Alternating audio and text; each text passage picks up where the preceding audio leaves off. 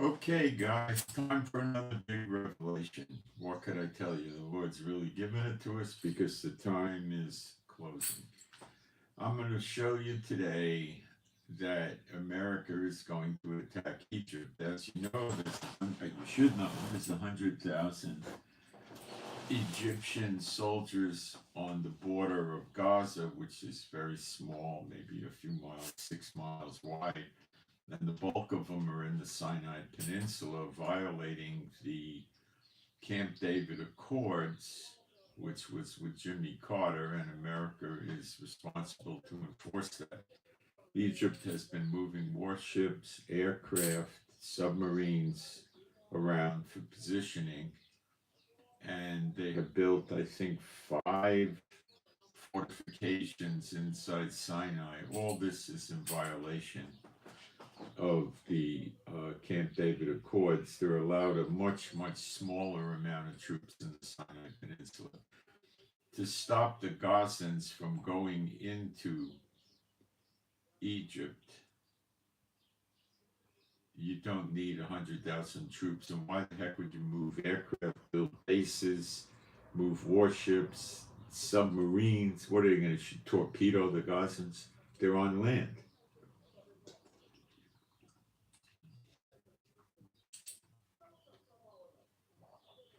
America's responsible for this, and Trump's not talking about it, and now we know why.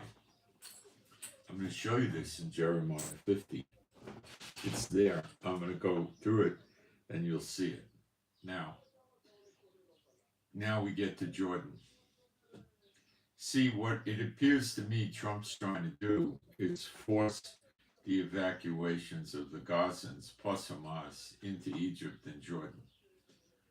Jordan said they would declare war or make war, whatever words you want to use, on Israel if the Gazans were put into Jordan. In other words, they know that Israel's not going to push 2 million Gazans into Jordan, or even a million, half of them, but they are afraid of Trump, and they're saying if Trump does this, they're going to make war on Israel. Now, America is probably not going to fight against Jordan. Israel will. Okay, and that too is going to come out in prophecy. And there's a couple of nations, I think, Libya, we'll cover that are going to help Egypt, and they're going to fail miserably, and America's going to loot, plunder, and pillage Egypt. And that's in the scriptures, and we're going to go through it today. Okay. Now, if you're following the church doctrines and you're looking for Ezekiel 38 and 39 to happen now, guess again. It says plain, Israel's living at peace without walls and safety, security with great riches, gold, silver, cattle.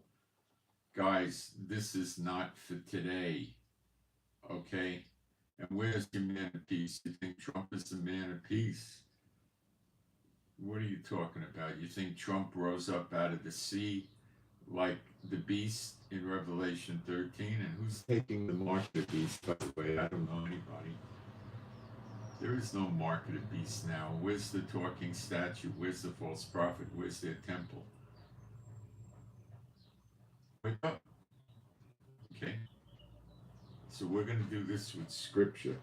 Okay? And I'm also going to explain the fires. Now, I would say we're definitely in the scripture in Jeremiah 50:51. I will kindle fires in or about her cities. North and South Carolina are having a heck of a time with wildfires now. It's getting bad. And they're also talking today the weather's going to change and the winds are going to be blowing all the way up to New Jersey. Okay, so the weather will change today, and then they're worried after today, Monday in America, Tuesday in America, that the fires will spread all the way up to New Jersey. So there's so much coming to pass right now that we have to start believing this is it. I can't imagine this is a coincidence and we're misinterpreting. I just don't see it. Okay. We're going to cover Isaiah 47, where it's the daughter of Babylon is represented as a woman, the whore, Statue of Liberty, Columbia Motion Pictures icon, the same as the Statue of Liberty. What's the name of the woman, Columbia? What's the capital of America? District of Columbia. Okay. What's the whore in the last verse of Revelation 17, that great city? Washington, D.C. is Washington, District of Columbia. It's not part of the 50 states. It's a city administered by Congress. Okay, got it? That's who it is. And the destruction comes suddenly in a day and an hour. And today, the Arab League is meeting perhaps in Riyadh, Saudi Arabia, or someplace. That's like 53 of them, or 56, and they're going to propose an alternative plan for Gaza, which is definitely going to involve the Gazan civilian population staying there, and I imagine Hamas too. It might include demilitarization. This I don't know, but that's a joke. And they're going to want Israel out of Gaza. And it's probably going to start out soft and then come as an ultimatum. But now you got it. Now that's what we're going to cover today. If you want to go back and follow the church teachings and you want to reject the scriptures I will be giving you, go back to the church. Broad and wide is the way to destruction. If you beat it, find it. Straight and narrow is the path, and few find it. If you Yeshua said, if you reject knowledge, I will reject you. Do as you will. I'm here to lead you to it, but I'm not here to force you to it. Okay, what I'm going to do now is go into the live stream and make sure we got a live stream going. And sound and picture, and then put my posts up while people come in. Okay? And make sure we got a live stream. Sadly, I don't follow ostrich doctrine, but tens of millions of people do. And when they come across scriptures they don't like, or it doesn't line up with what the guy with the building and the denomination's been teaching them, they reject it. They came out from among you because they're not of you. Am I the only one that knows this? Guys, I'm taking it right out of your Bible. I'm not giving you dreams and visions, okay?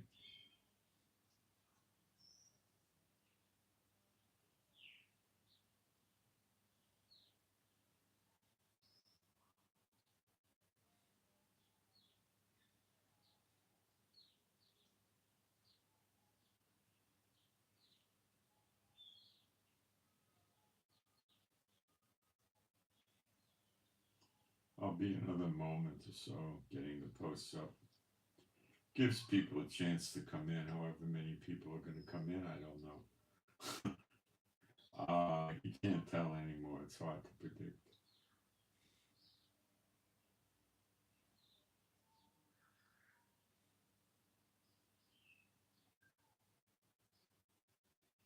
Almost there.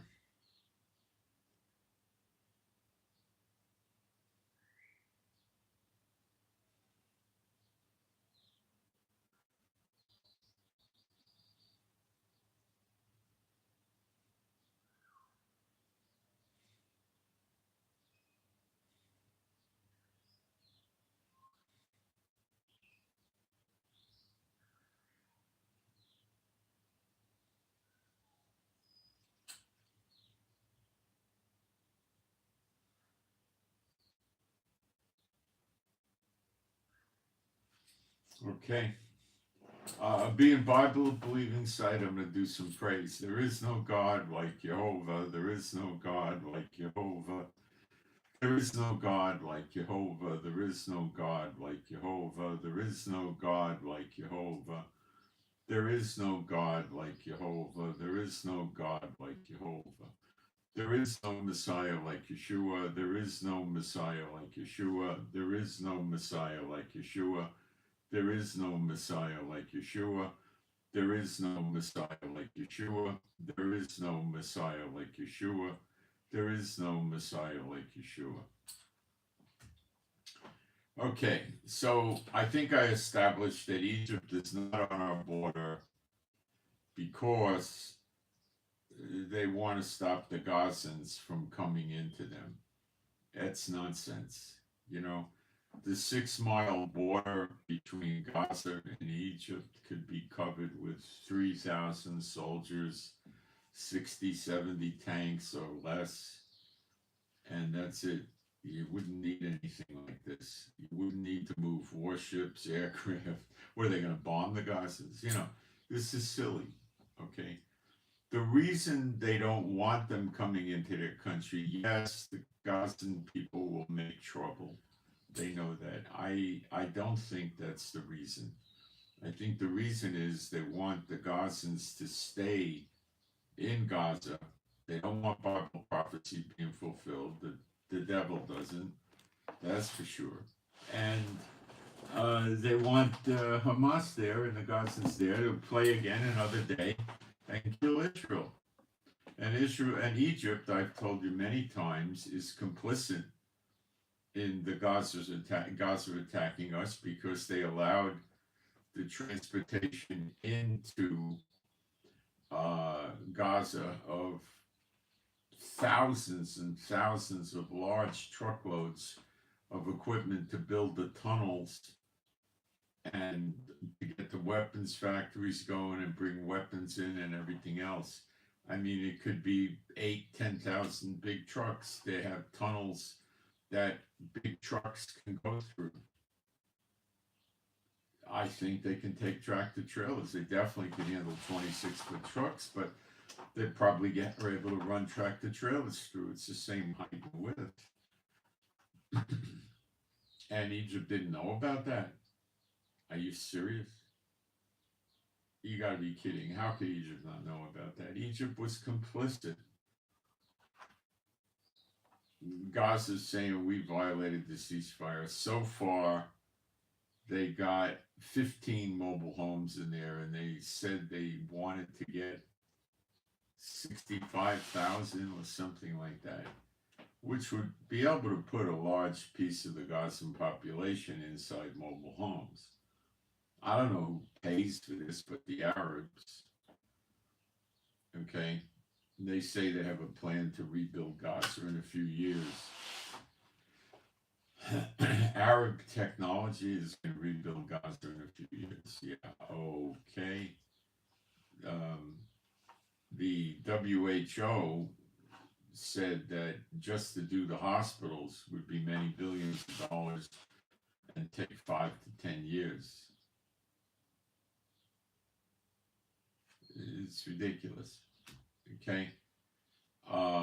What Trump is doing now, I'm talking about what's in Trump's mind, not reality, is he sees an opportunity here to create a country under the American flag, like a protectorate or a territory that's 25 miles long, 6 miles wide, with gorgeous Mediterranean beach front the whole way through, 25-mile beach.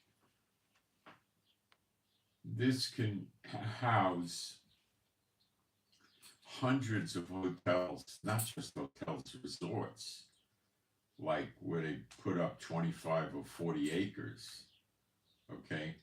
Theme parks, Warner Brothers, Universal Studios, Disney, Great America, who knows what else, right? Who knows? Now, if Trump knocks off Egypt, what can he do? Well, he could run buses from Gaza resort, the resort Gaza, to go see the pyramids of Egypt and go tour Egypt. So you got another hidden tourist attraction here. Now, to get to some of the pyramids, a bus may not work. You may need to run short hop aircraft. But I mean, we're talking, 30-minute or less flights. I mean, you could run those all day long with shuttles. You could use propeller planes, double engine propeller planes, or you could use small jets. Just minutes. Land in Egypt, and people get off, they get on a bus, they tour the pyramids, they could spend a night in Egypt, or come back in the evening to Gaza, back to their resort. You'd have gambling casinos, shows. You could have stadiums for various entertainment. You could do things like run boat shows there, aircraft shows, fashion shows. It would be the resort of resorts, the mother of resorts. There's nothing like it except Las Vegas. Atlantic City, almost. But Vegas and Atlantic City are not on a beautiful Mediterranean beach. Do you understand? This thing would attract people that, let's say, they want to go to an amusement park. How hard would it be for Trump? Now, I'm talking about Trump's imagination, not the reality. How hard would it be for Trump to persuade Universal Studios or Warner Brothers? They have theme parks, by the way. They have one in the UAE. You know, to come put one or two of these parks up there. I think it would be easy. How hard would it be to get cruise ships to build themselves a little resort area there? You know, maybe you just need 20, 30 acres, and they could stop the cruise ships there for their day. Or they might even spend 2 days there and let the people sleep back on the ship with a shuttle boat. Or maybe they just build piers and they could moor up. Some of these cruise ship piers are more than a quarter mile long from the shore, or at least a quarter mile. I've walked up and down them. They're tedious. The big ships can dock up that deep. It's deep water. And it would be a great, I mean, you go to places in Mexico and you see in the Cayman Islands, sometimes there's 10 or even 12 cruise ships at the same time. And that goes day after day after day. They'd have shopping there. You know, somebody'd open up, it'd be a tax-free zone, I'm sure, and they would have duty-free shops there that would rival Dubai, UAE. You'd have an airport, probably one. What else would you have there? All kinds of restaurants, gourmet restaurants, cheap restaurants, Burger King, McDonald's. People would go there for 2 weeks for sure. There'd be a golf course or two. Deep sea fishing excursions. People would get on boats and do parasailing. People would go on scuba trips, air tank diving trips. They could pop a zoo in, although I hate zoos, but they could do that.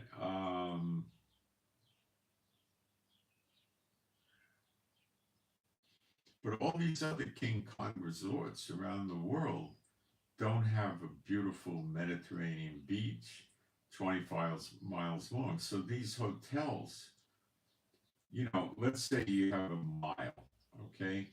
Does a hotel need a mile to build a resort? No. Do they need, what do they need? Maybe a quarter of a mile, right? That's a resort, not a hotel. A hotel needs 200 yards, 300 yards for a regular hotel.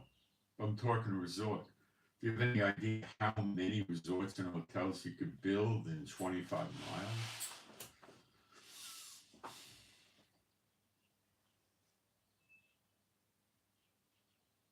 The commerce going through there, ships coming every day with food. Well, you don't even need to bring, all you got to do is get the food into Israel and then drive into Gaza.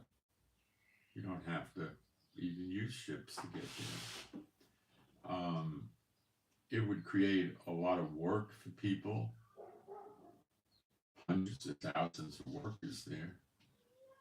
First, the construction work, Then the hotel needs various grounds attendants, various staff, room maids, waiters, busboys, um, groundskeepers, repair people, laundry people,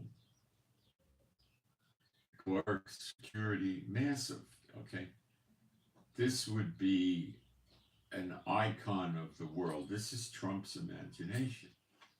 And his family's in real estate, so they would get in. His friends are in real estate, they would get in. And this would benefit Trump, don't kid yourself. And it would be the icon of resorts in the world. But it's not going to happen. But this is what his motivation is. Now imagine you have all this and you're close to the sites in Egypt. Lots of tourists go to Egypt to see pyramids and mummies and artifacts, stuff like that. Could you imagine if Las Vegas had the pyramids of Egypt and all that stuff a few minutes away? What it would be like? And if Las Vegas had a 25-mile long, beautiful beach, warm weather, pretty much, you probably got 9 months a year where the beach would be attractive. 8 or 9 months, probably 8. But that's a lot. In the rainy season, it would definitely taper off, you know. The rainy season would be probably from Thanksgiving to March 1st. So you would have a dead spot there, okay? People would still come because the weather would be relatively mild from Northern Europe and cold places around the world. People from Florida wouldn't be drawn to it, okay? These amusement parks would be brand new and modern. They have the most sophisticated rides. You get any idea what he's building? Okay? And let's not forget that people could take a bus in a few hours from their resort in Gaza and go see Jerusalem, go see Tel Aviv, go see the kibbutzes, all of this stuff in Israel. Israel has a massive amount of tourism. And it works the other way. People can go to Europe, to Egypt, to Israel, and then drop down into Gaza.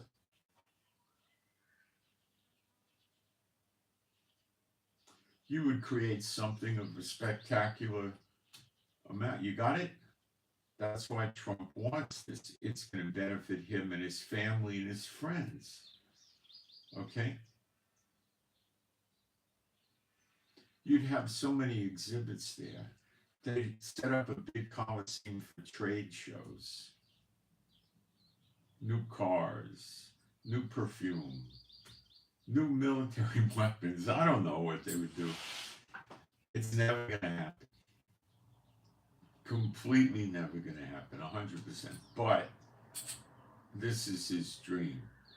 This would be the biggest, superb, massive real estate project that that the world would ever see.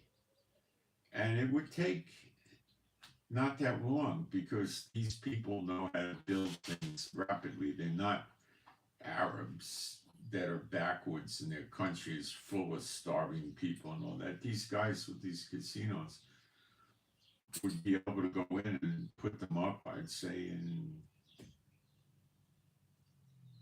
1 to 2 years. Wouldn't be that long.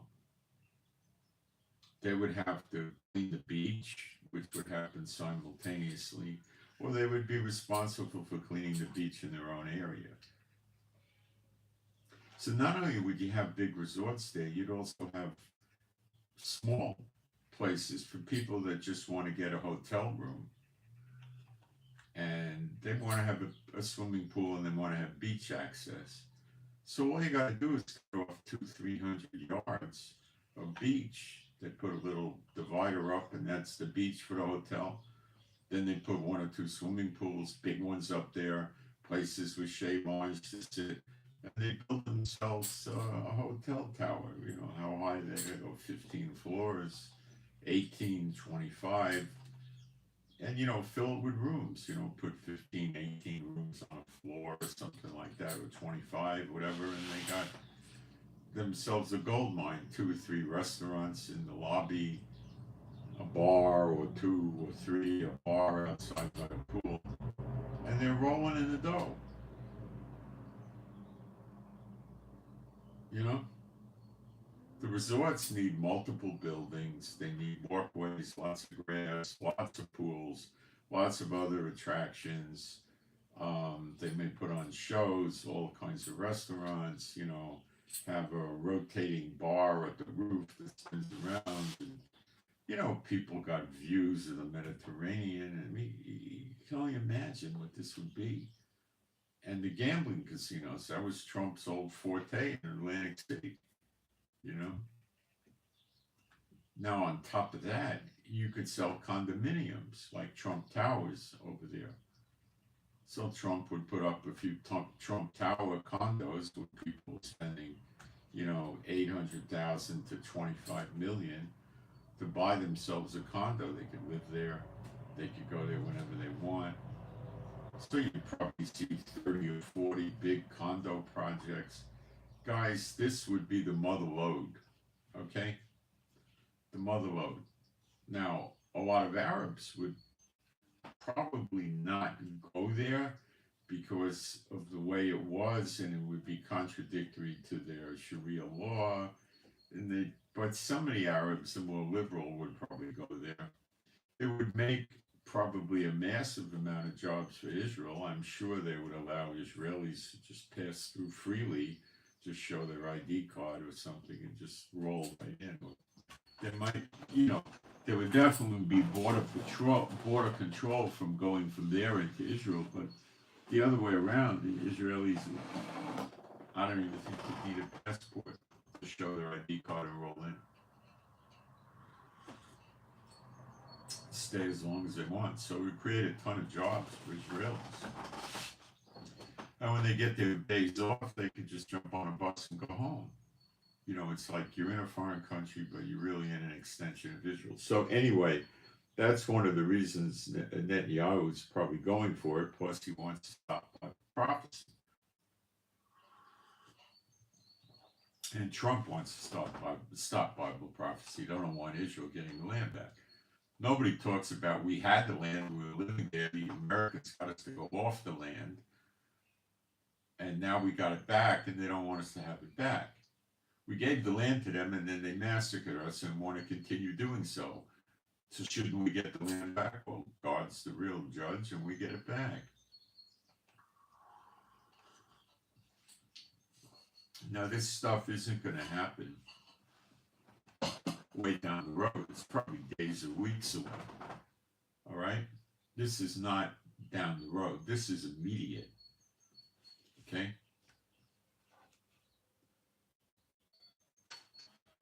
All right. Let me see if I got the garbage to throw out yet in the chat. They usually come in early on.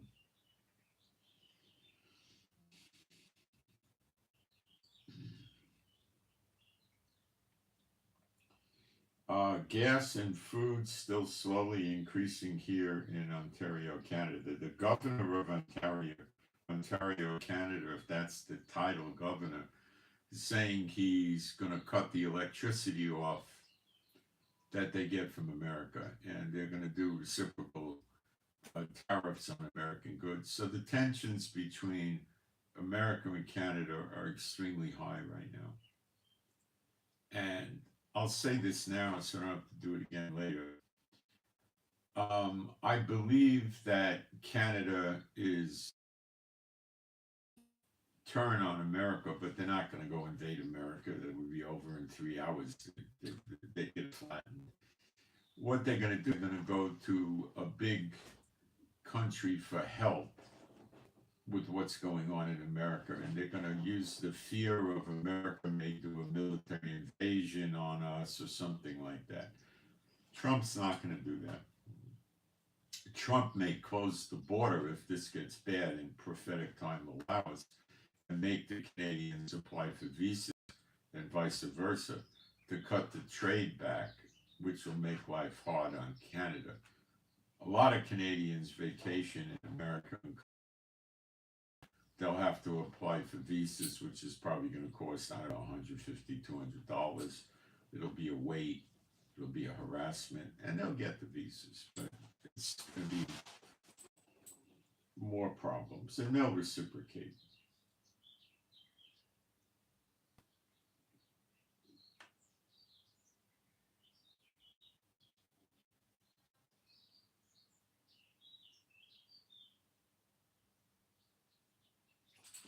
Well, Al is the name of a false god. It sort of applies to a lot of false gods. There's no J in the Hebrew alphabet, so God's name is not Jehovah, it's Jehovah. It's like a Y sound. Resorts, look, I'm just talking about Trump's dream. This is what Trump does. Is Trump good at it? Quite good and very experienced. And does Trump have resorts around the world with golf courses and stuff? Yes. Does Trump know the other resort builders and the hotel builders? Of course he does. They hang out. They probably went to conferences together. They know each other. They're friends. You think Trump called 5 or 6 of them up to run this by them? Of course. What they say, count me in. It's a winner. But it's not going to happen. Prophecy doesn't let this happen. But to them, they don't believe in prophecy. They don't fear God. So they think they can do it. It's not going to happen.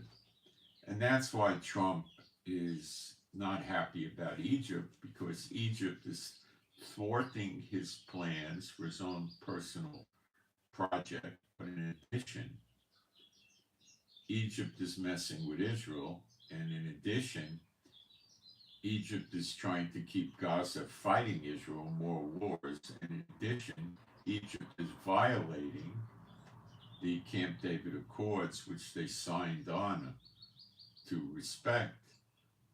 And Trump, or the United States, I should say, is responsible for enforcing that. And Israel is not and has not posed any threat to Egypt. None whatsoever. Even though they were responsible for letting all the weapons and concrete to build the tunnels in, Israel still did not attack Egypt or impose any kind of a threat.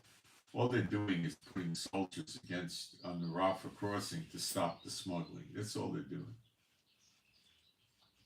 And they have every right to do that, because look at all the smuggling that went on. And I'm sure that's a violation of the Camp David Accords, or by implication at the very minimum. So does Trump have justification to start a war with Egypt? 100%. The United States is responsible to enforce it, and Egypt is blatantly breaking it, not a little bit, massively, and they've been doing it for perhaps a month now. So and they're digging in, they're building structures for the military. That's against the Accords. So the whole thing is ridiculous. How tough is Egypt? They're, tough. They're, maybe if you want to consider this 5 tiers of power that foreign countries can wield, Egypt might be in the 4th or the 3rd tier, something, probably 3rd tier. But the difference between 1st tier and 3rd tier is huge. And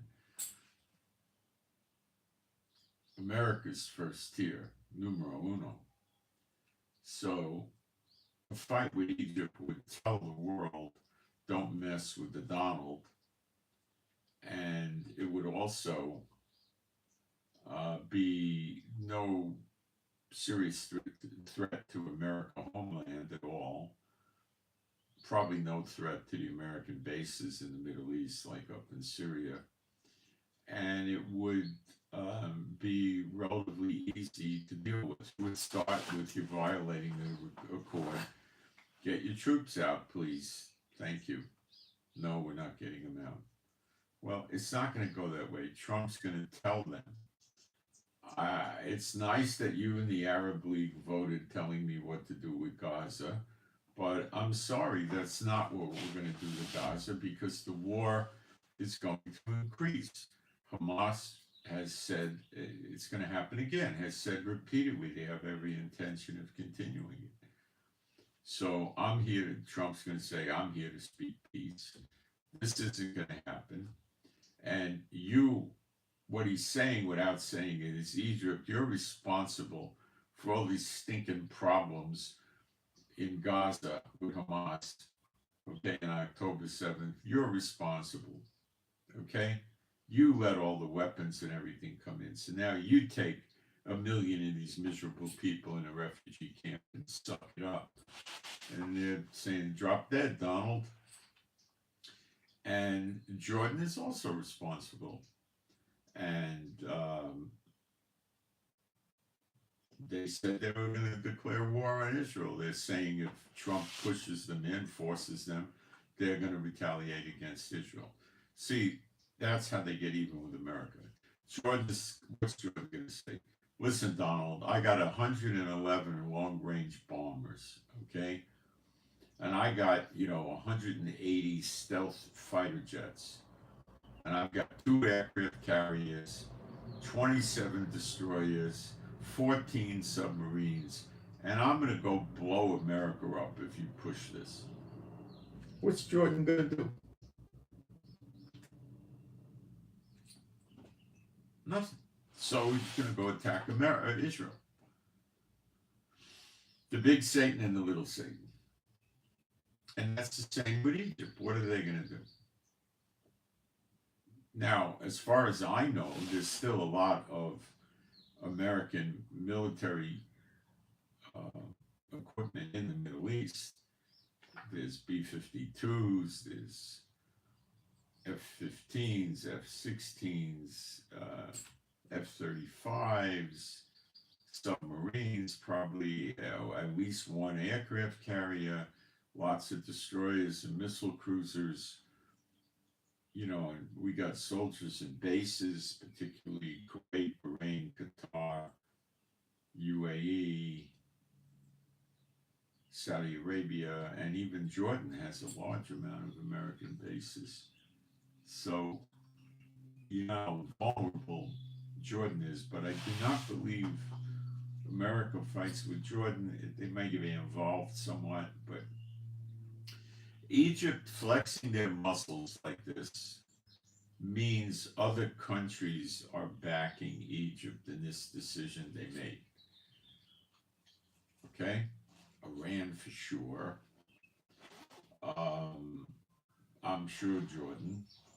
Saudi Arabia for sure. Probably the UAE.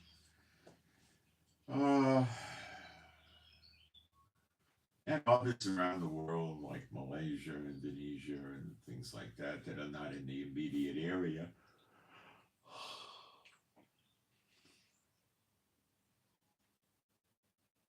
So there you have it. By the way, Japan had a reasonably good-sized fire they're fighting in Japan. It's not huge, but they seem to be getting it under control. It was their biggest fire in 30 years. But I'm not focusing on that. I'm focusing on Scripture. The daughter of Babylon, I will kindle fires in and around your cities. It's on, guys. That's what I see. See, you got to look at all the signs combined. You don't just isolate them. You got to combine them. And the church doesn't do this. Okay? And when you see what happens to Egypt, this is going to be shocking. Okay, let's cover the rest of the news and then we'll do the Bible study, okay? Prayer requests. MF, Mike Foxtrot, MF, Mike Foxtrot, MF. Pray to get QuickBooks working. QuickBooks is a program. So pray for MF to get QuickBooks working. It involves the business that MF is employed in, and they need this to be able to make payroll and pay the bills. So that's for MF. Okay. We're asked to toss the Mardi Gras parade celebrations again today because today is what they call Fat Tuesday, which is a very demonic holiday stemming from the Catholics, I believe.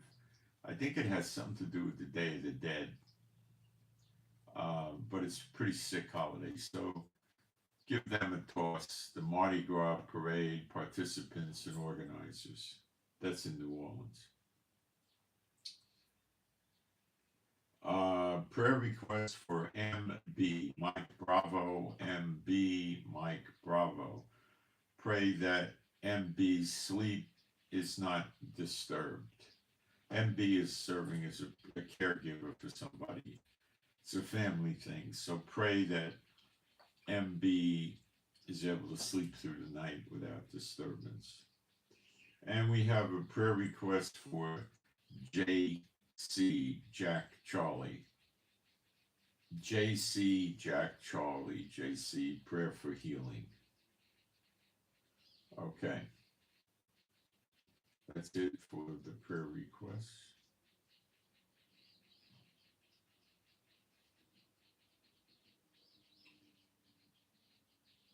The state of Georgia, so we're not talking North Carolina and South Carolina. The state of Georgia has had 137 wildfires across 24 acres over the weekend. That's just the weekend. And they've had 500 fires in Georgia in the past week. It's not coincidence. That's shocking to people in Georgia.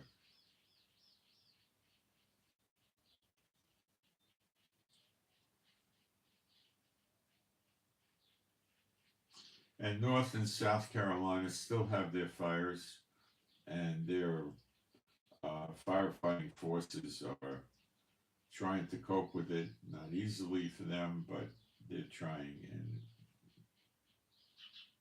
that's what's going on. And in Japan, this fire was so far 3,000 acres, the biggest in 30 years.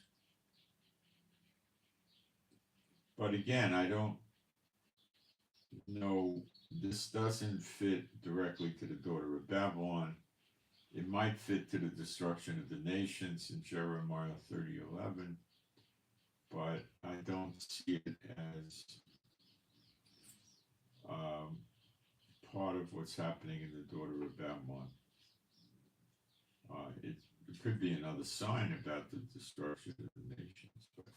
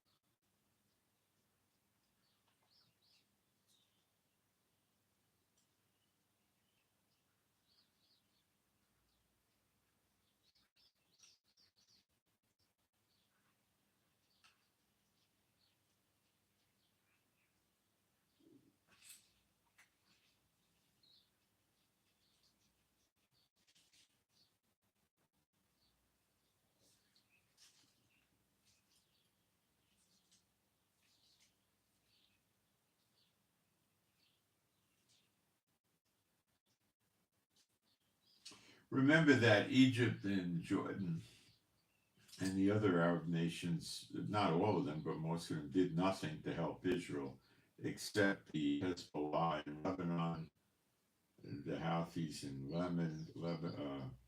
Yemen, which is Edom, and Syria tried a little bit, Iraq tried a little bit, Iran tried, but Egypt and Jordan did nothing.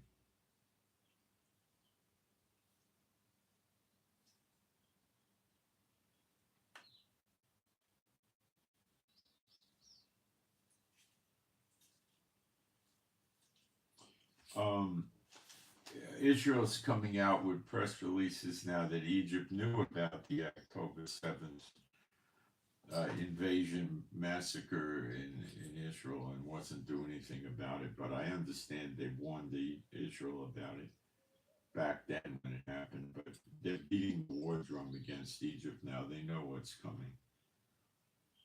And Netanyahu is marking time with Gaza, probably because of this Egypt thing.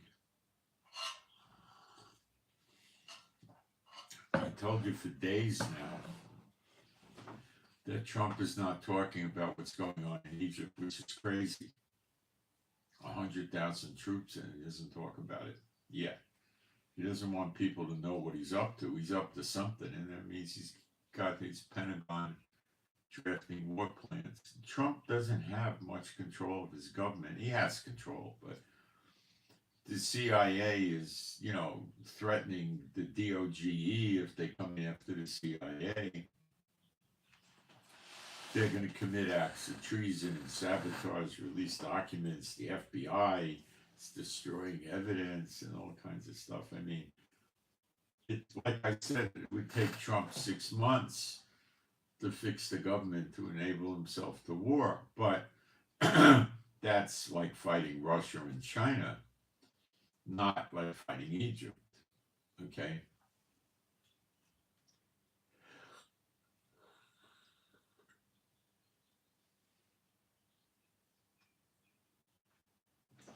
I have no idea about any troop movements or aircraft movements or warship movements into the Middle East either. I don't know.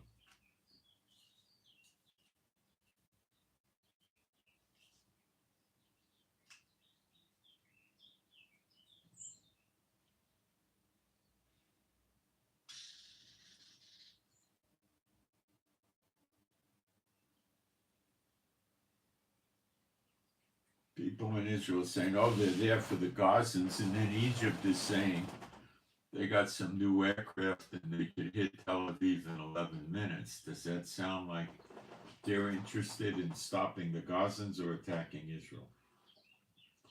See, what it's doing here is, could they go in if Israel starts attacking Gaza again? Yeah. But I think what they're really afraid of is the evacuation of Gaza, where they have to take 1 million Gazans in. But they could rise up against demilitarizing Hamas by force on the part of Israel, which would lead to taking the Gazans out. So they could go in and attack Gaza. Netanyahu is a few days away from lighting the war up with Gaza, or less.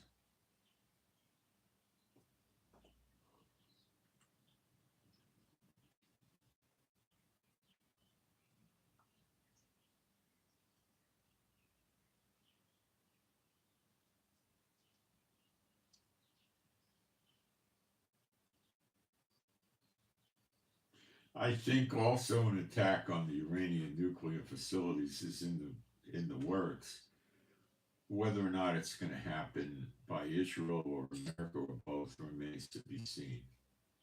I think Israel's going to need America's help.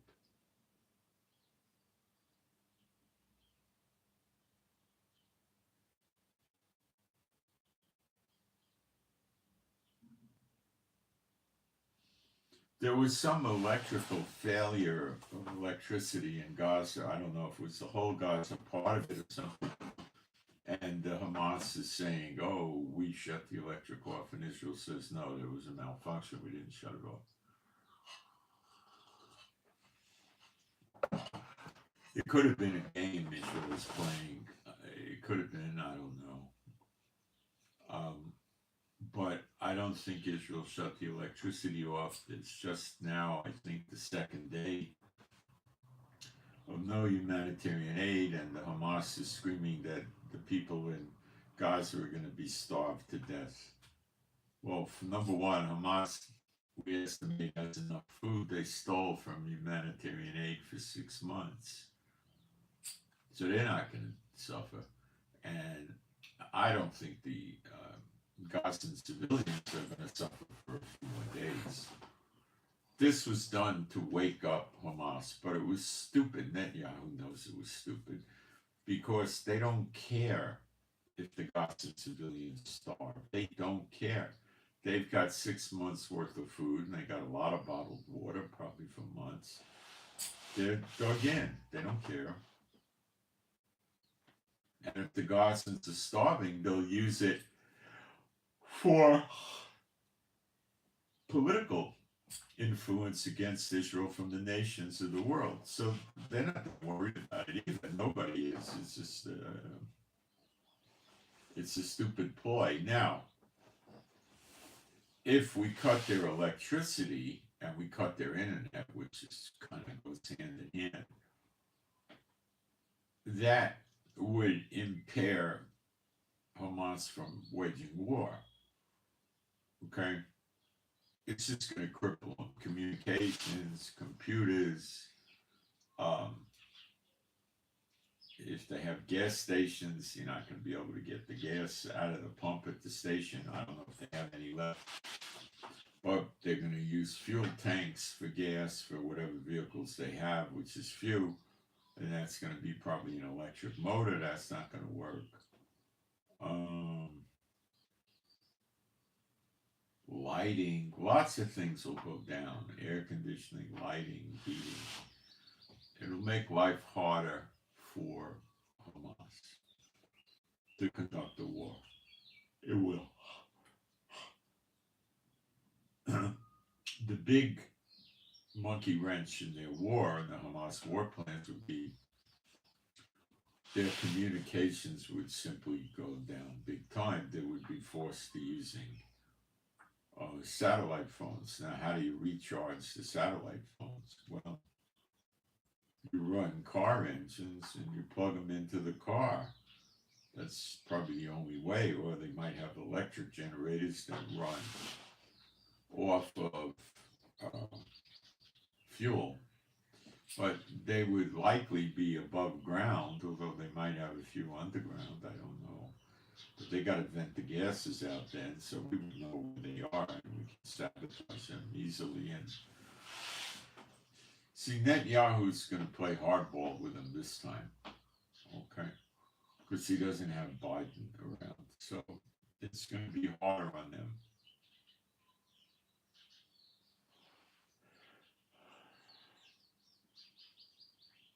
Cutting the water off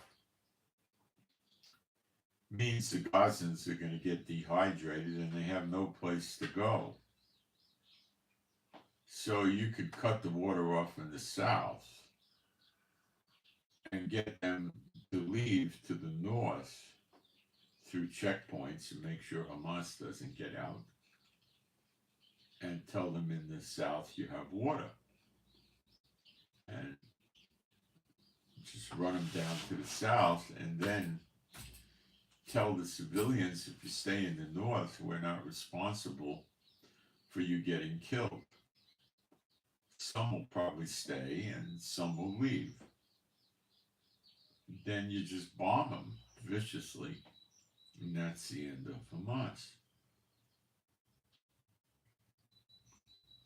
Cutting the food off a few days before will help, because the civilians will start getting tight on food. The prices have already soared in the Gaza food sellers, so they're exploiting their own people.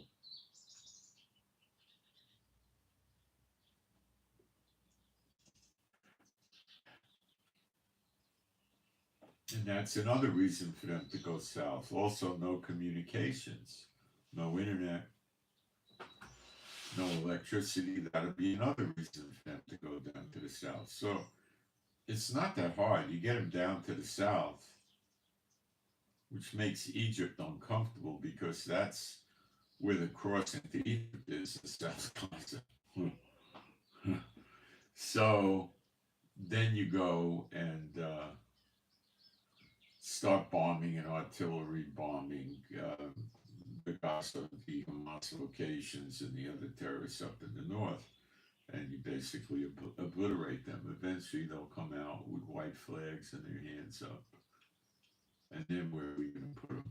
You know, well, we have to find places to put them. And then a lot of them will get killed, and they're going to have trouble getting medical treatment up in the north. So it's a strategy that's rather fleshy, but could work to just, you know,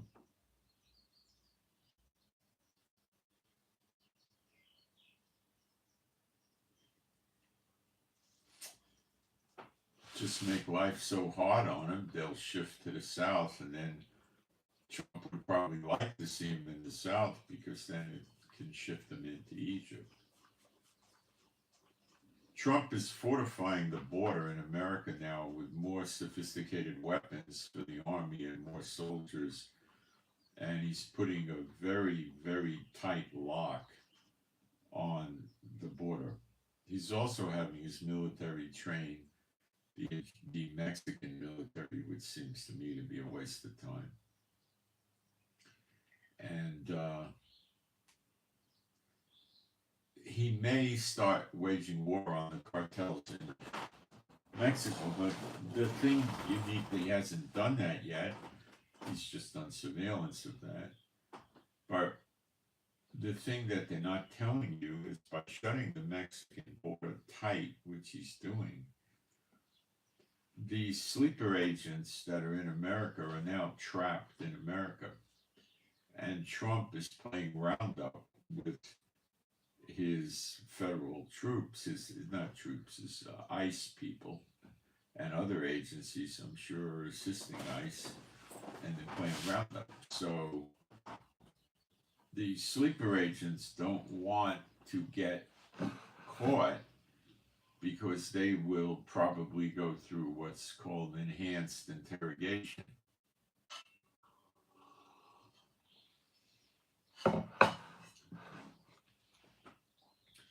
What they'll probably be promised is if they spill the beans and talk about what they know, they'll get deported to their own country. But how can they do that? Because the ones that get deported that are sleeper agents, the country's going to know they spilled the beans and kill them. So you're talking about these sleeper agents are now, today, in between a rock and a hard place. Because Trump's got the border reasonably well patrolled. They got aircraft supporting the troops on the border. They've got ICE on the border. ICE guys can fight. They have pistols, and then they have full auto, AR-15s, whatever they call them. The military 2.223 rifles, and they got. They probably have shotguns. They probably have smoke grenades, flashbangs, pretty good armor that'll stop a rifle for their body. And they got the military to help them. And the military's got squad machine guns and other weapons. I understand they got 30 caliber, not 30, 30 millimeter guns down by the border. Now, the way you progress with these are rifles, you could say, not artillery shells, but the 50 caliber machine gun is a 750 grain bullet that could be armor piercing, incendiary, and so forth, and it's devastating. When it's armor piercing, trying to stop a 50 caliber round is very hard. You need serious armor. Okay. Now the 20 millimeter is a 1 pound projectile that goes about 3,000 some odd feet per second, 3,200 or something like that. And it has a range of 5 miles. And it is, I mean, how are you going to stop that? You need I don't know.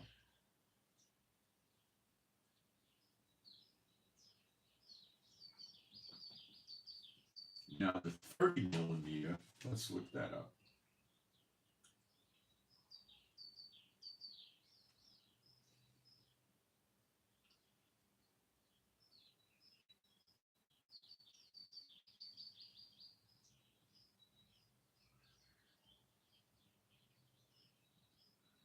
Civilians buy 20 millimeters, but 30 I don't think any civilians run around with.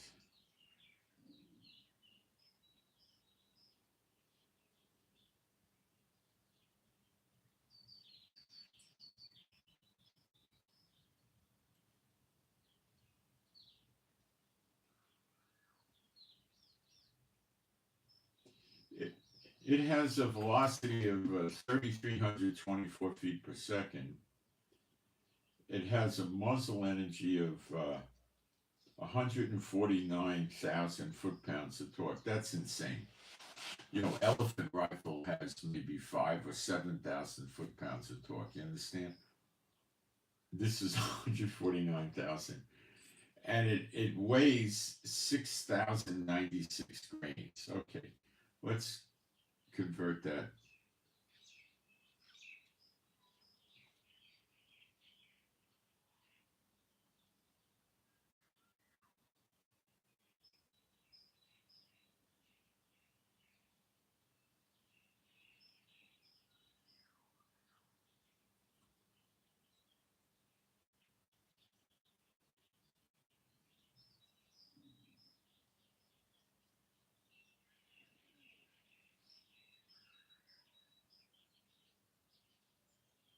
I'll just do 7,000 because that's pretty close.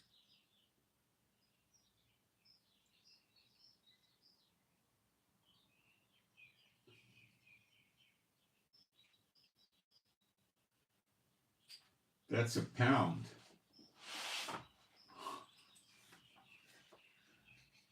That's pretty substantial, and it could be incendiary armor piercing. Now let me check the 20 millimeter because I thought that was. Let me check that. I thought that was a pound or something. Let me go.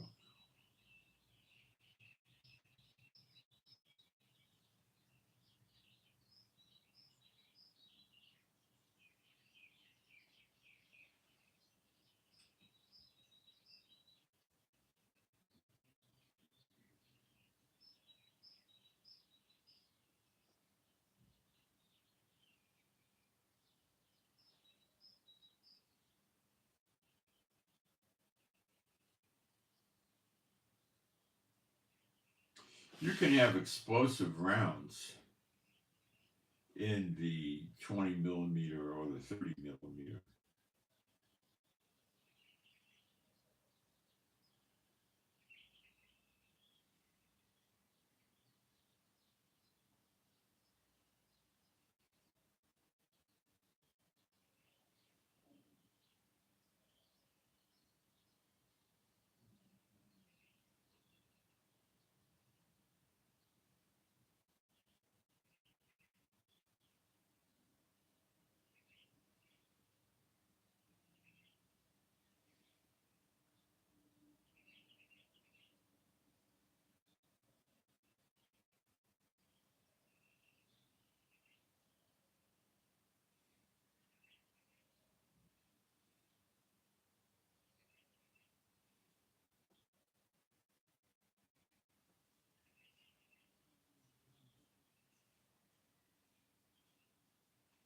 I'm not getting what I want. Hold on, I'll change the search.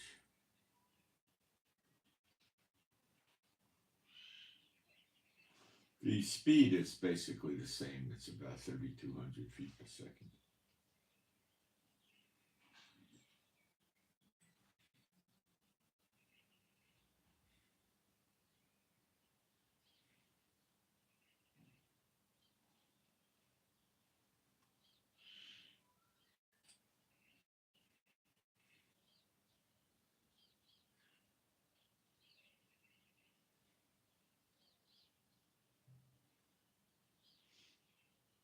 Okay, it's much lighter. It's 1,543 grains. Let's convert that.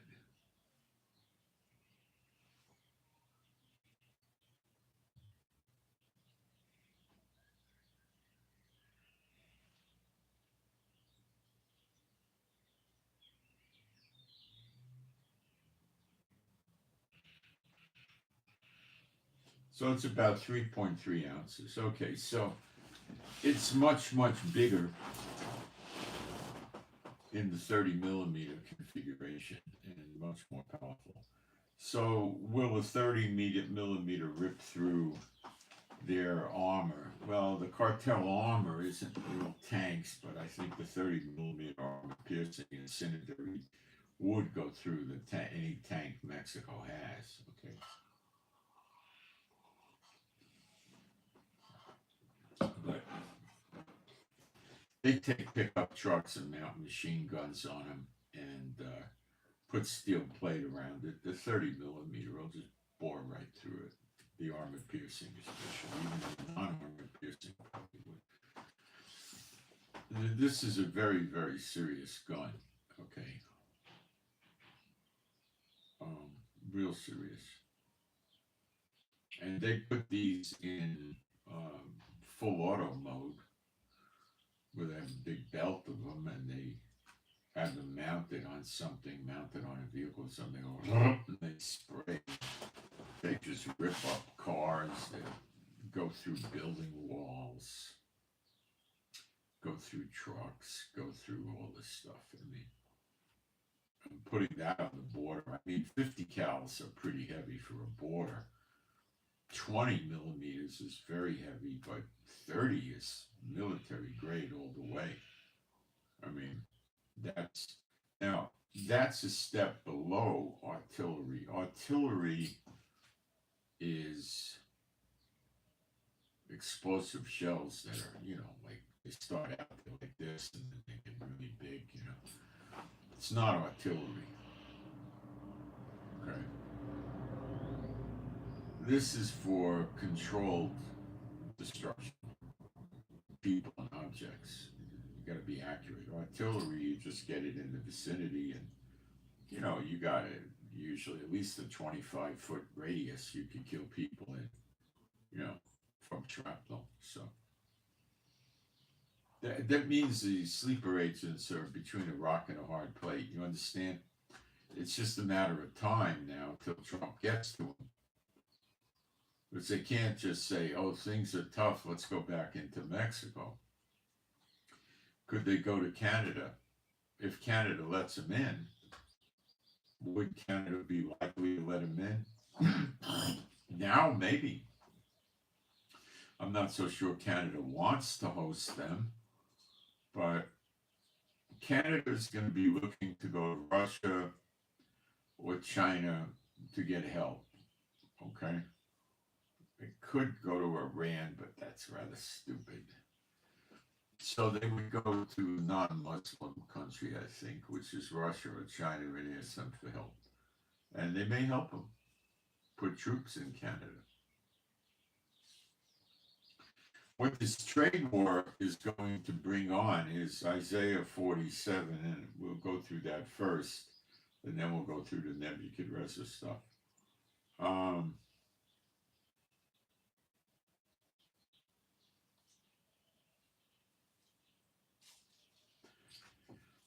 Isaiah 47:1. Come down and sit in the dust, O virgin daughter of Babylon. Sit on the ground, there is no throne, O daughter of the Chaldeans, for thou shalt no more be called tender and delicate.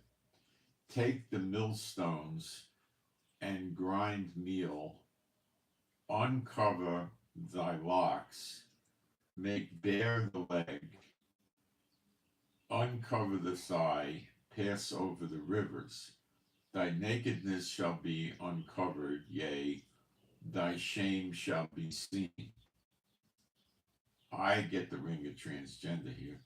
I will take vengeance, and I will not meet thee as a man. As for our Redeemer, Jehovah of hosts is his name, the Holy One of Israel. Sit thou silent and get thee into darkness, O daughter of the Chaldeans. So does that sound to you like the power is out? If God darkened the sun and the power was still running, would they be in darkness? The street lights would be on, the car headlights would be on, the houses would be all lit up. I don't think it would work. So if the power is out, then it would work, or even just on its own, the power out. And that means no internet, basically. O daughter of no radio or TV, O daughter of the Chaldeans, for thou shalt no more be called Lady of Kingdoms. So we should be looking at power outages. Now the fires are going to cause that too. For sure they will. I was wroth with my people. I have polluted my inheritance. That's the 6.5 million known Judah and Levite that's in Israel, in America, plus how many lost tribes who don't know who they are. I have polluted my inheritance and given them into thy hand. Thou didst show them no mercy.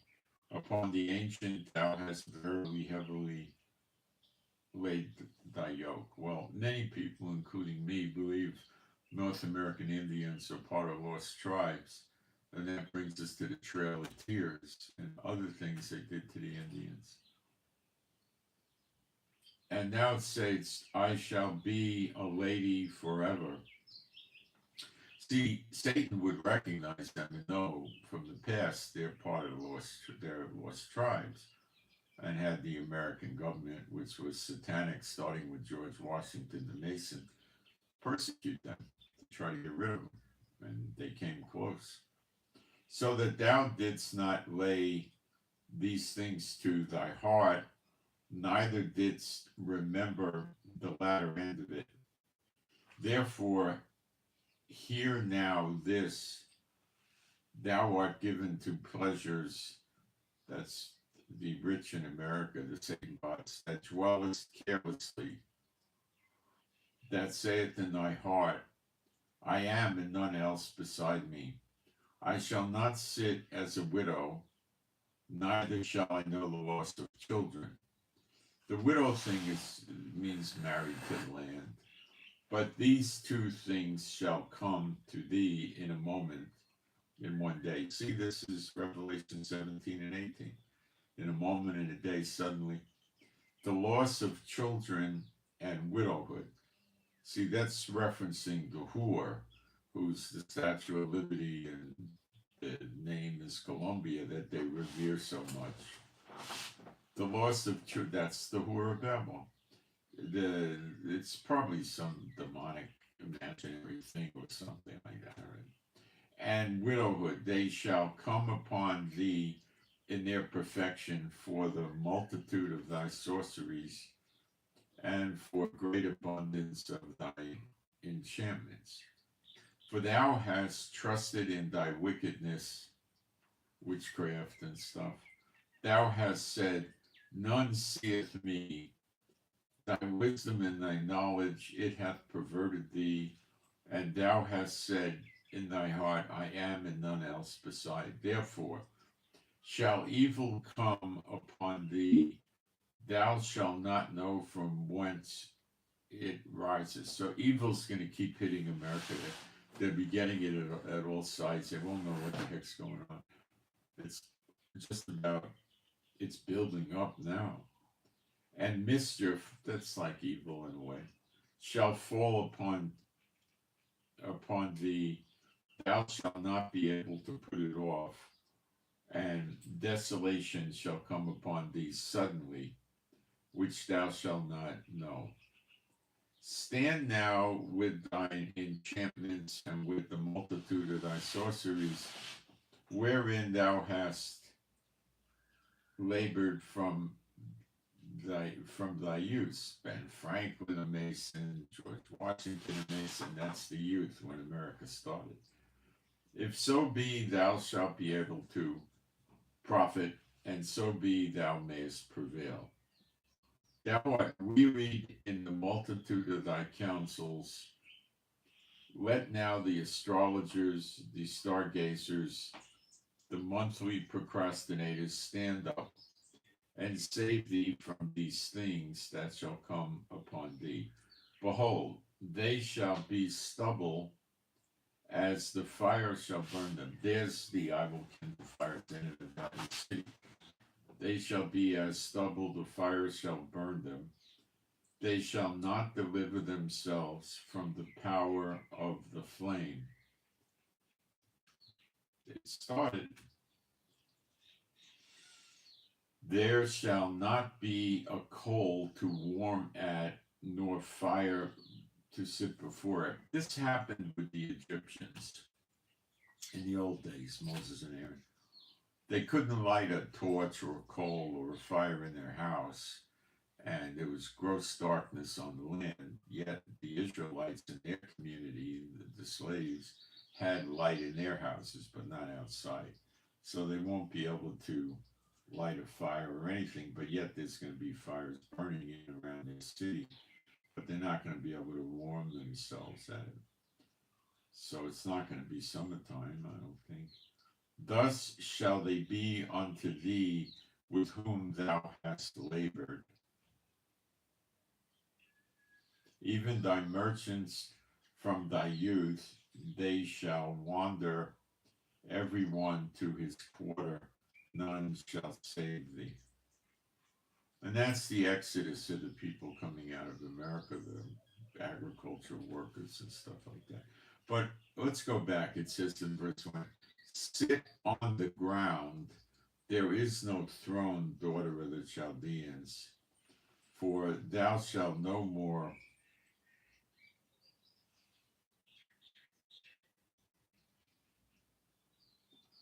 be called tender and delicate. Take the millstone and grind meal. See, this sounds to me like the trade war, or even worse from the trade wars going on.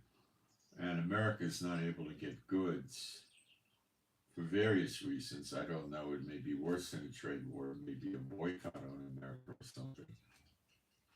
And the people are running out of food, and there's no more thrones. Sit on the dirt. That's sign of mourning. MOURNING, not AMPM, morning. And then it says, pick up your clothes to cross over the river.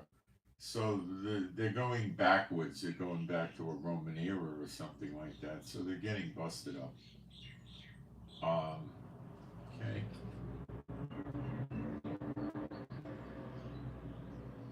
The tariff war could be the start of something more like a boycott, and that could be causing it. I don't know what state China and Russia's BRICS is in, but they might be ready to launch. I thought they were ready to launch 3 or 4 months ago. But maybe now they are. Maybe they weren't, but now they are. I don't know. I don't think they're going to do their country-to-country transactions using the internet cables, because it looks to me like the cables are going to get cut.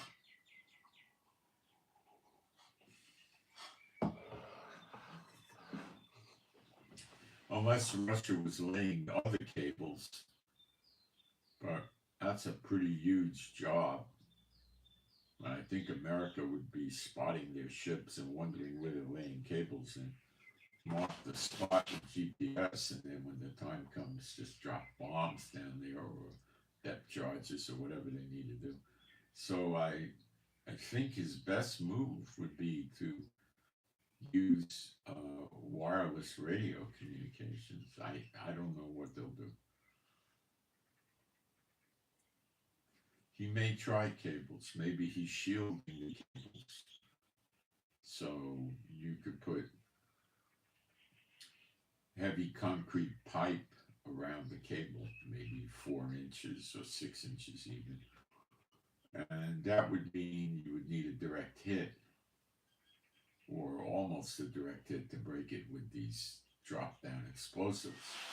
And if you try to drag it with an anchor, it may not work, because they'd seal all the pipes together for added weight, and then the chain, or the anchor chain that the ship is dragging the anchor with, which could be 3/4 of an inch thick or something like that, is going to break before anything happens. Probably.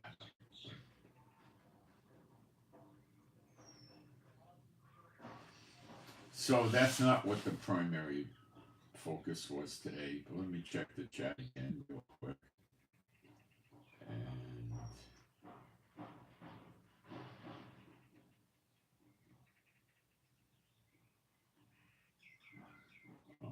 let me see what's going on.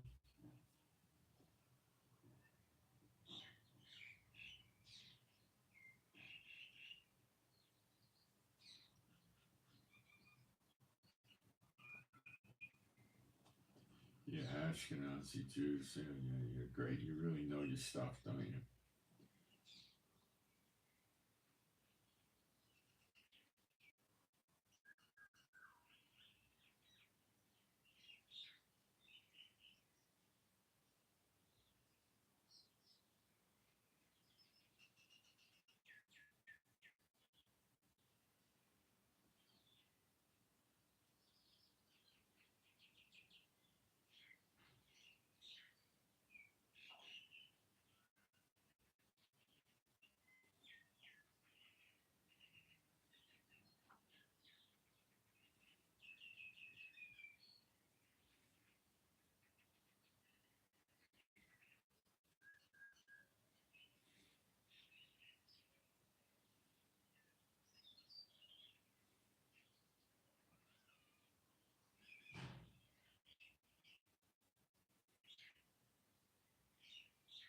Well, we've had a lot of nasty people in there. They like to pick on me because I'm old. Maybe they should pray that God kills them before they get old. See if that wakes them up. I doubt it. See, they don't like old people because of the values we have. They say, how'd you get on the internet? Get off the live. One just said, well, I was on the internet in the mid 90s when the websites were in black and white. They don't even know that happened. Yeah. I was on the internet where you were able to post your web page to the internet search engine. They had search engines that would put your website in the index in 5 seconds. They don't know about any of this. You know, that's been before they were born.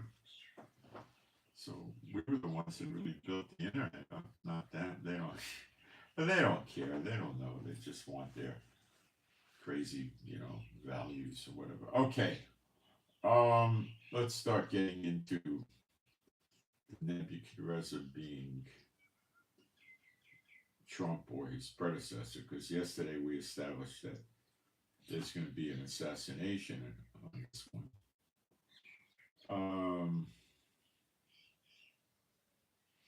First, I got to set the stage.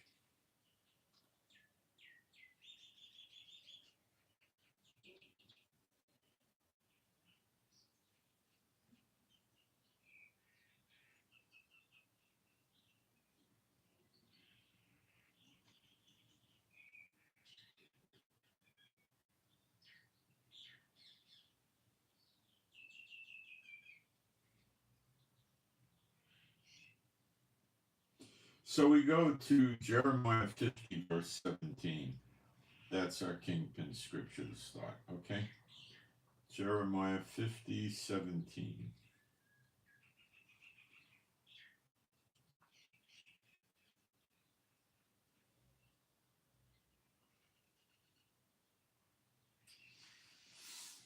Israel is a scattered sheep, still the case.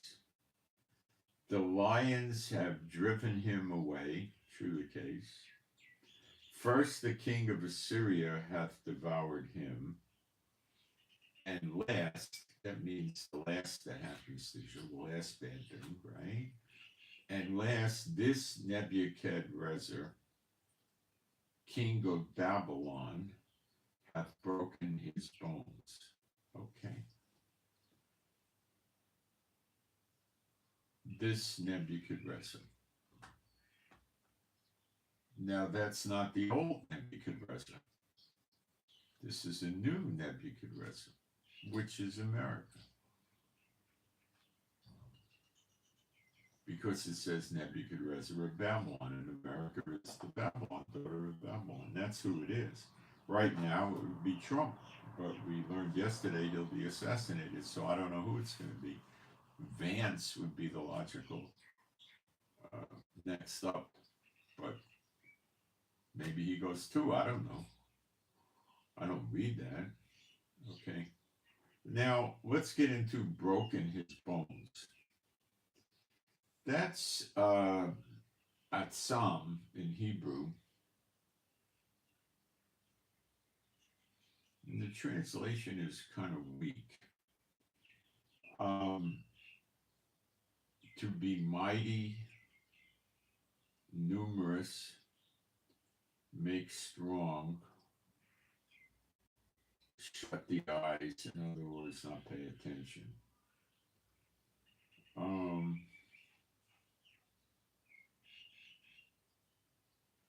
Now, how Strong's puts it is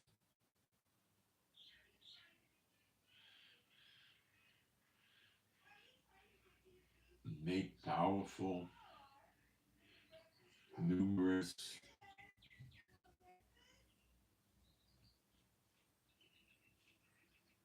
crunch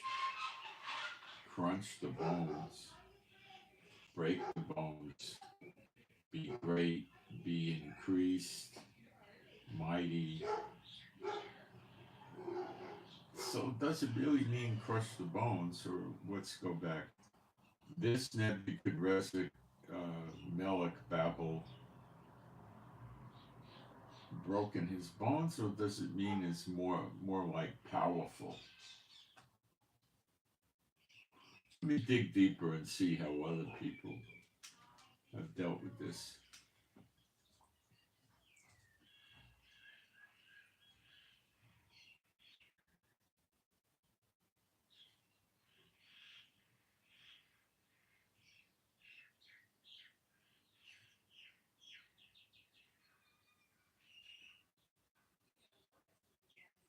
Well, it's translated again, broken bones, by somebody who does a good job on this.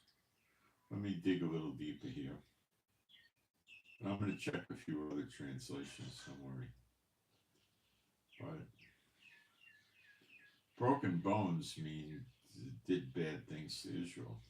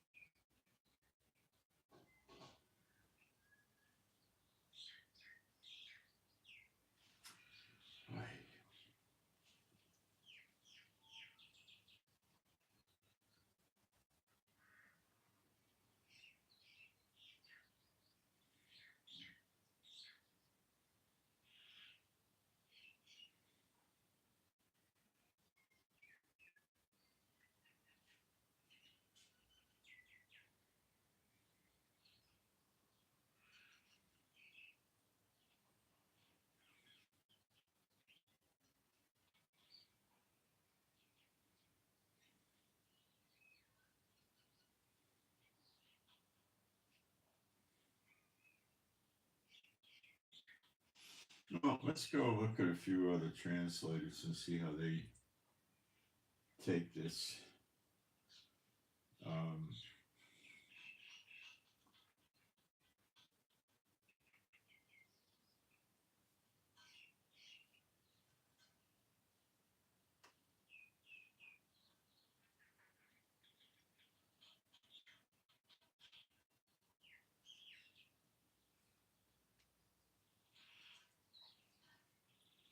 Well, I'm afraid they're all churchianity and they all say the same thing, but I'm going to look at some more older translations.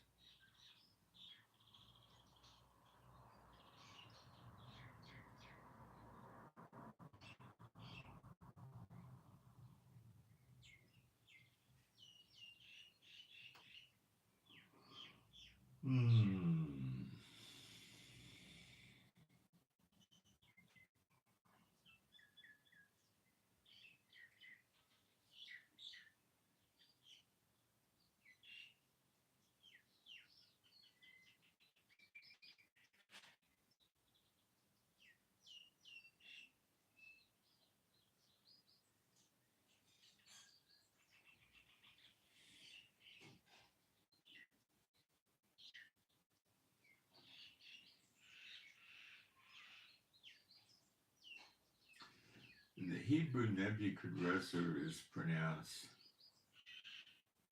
Nebuchadrezzar.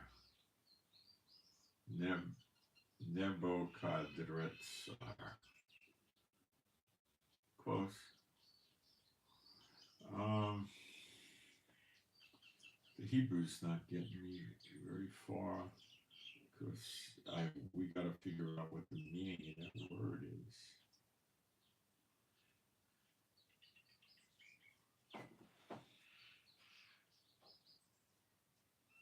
See, the translators could have just been putting some end times junk in there for their perverted doctrines.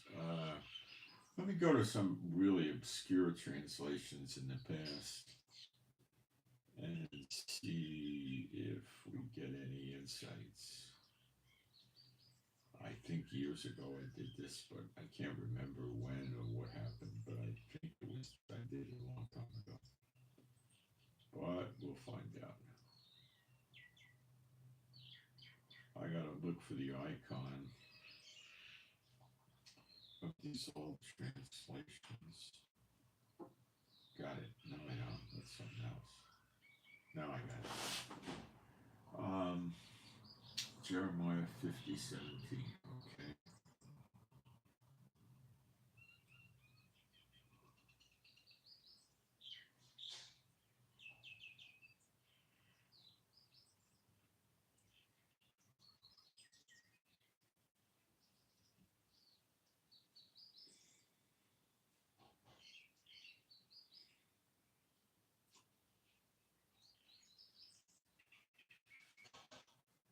And Nebuchadrezzar, king of Babylon, did away the bones thereof. Well, the same thing. That's Wycliffe, and that goes back a long ways. Let's see.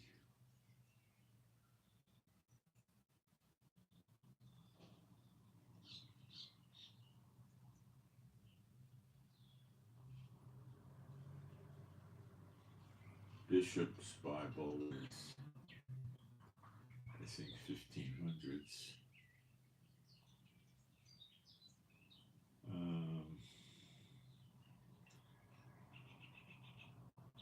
Hath bruised all your bones. You know, they copy each other.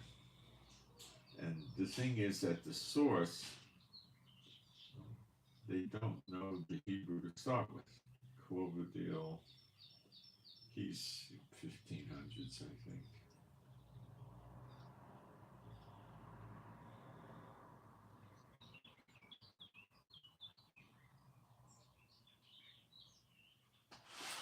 And bruised all their bones, I think he's saying. Something like that.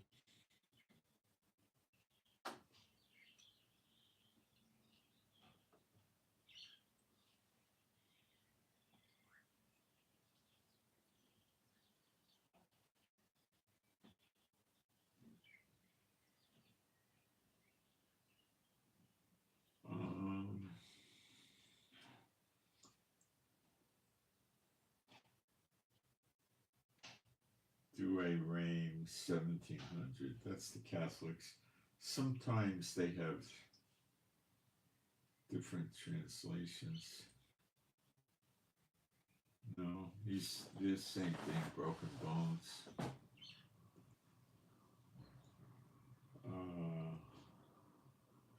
Just because they all say it doesn't mean they're right. That's the approach they want to take to get you to believe everything they say. There's so many translators say it. But that doesn't mean that they're right. That's just the game they play.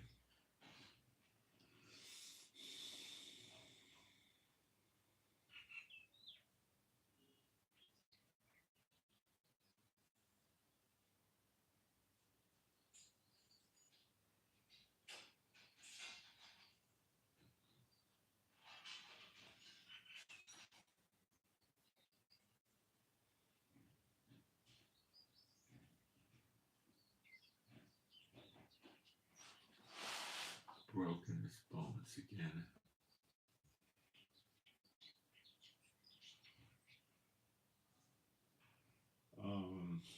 Let me see if we can find anything else.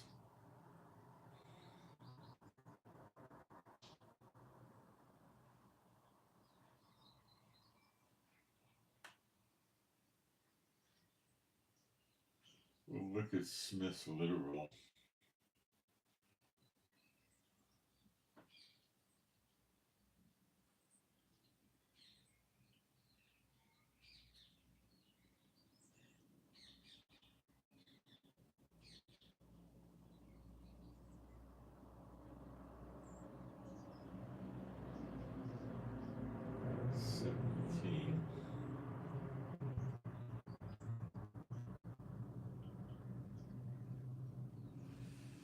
See, she takes a different position, and she says this. And the last, this Nebuchadnezzar, king of Babylon, bound him fast. That's pertaining to Israel. Could mean the sea, but I'm not so sure she has it right either.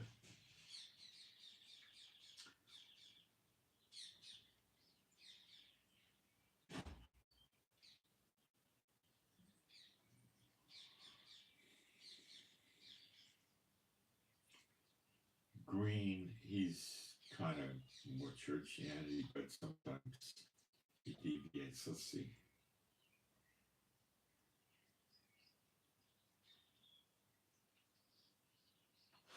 Crunched him. It says crunched him. That could be like trapping us. Let's see what else we could find here, if anything that.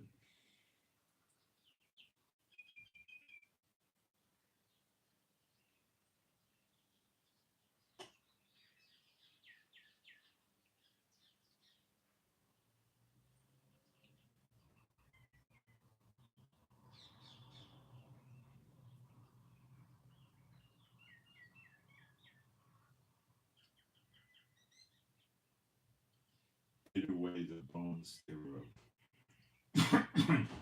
Back on the bones.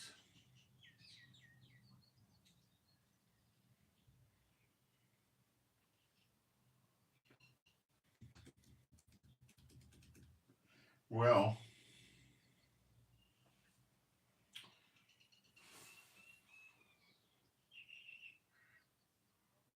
did something bad to us that we know, or does something bad to us. It's not a good thing.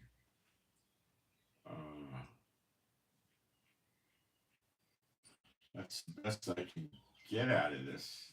I think they do bad. America does bad things to us. Now, it might not be Trump that does it, because we read that yesterday about an assassination on this Nebuchadnezzar. So where it says this Nebuchadnezzar, Jeremiah 50 verse 17, opens things up, because it's obviously not the old Nebuchadnezzar.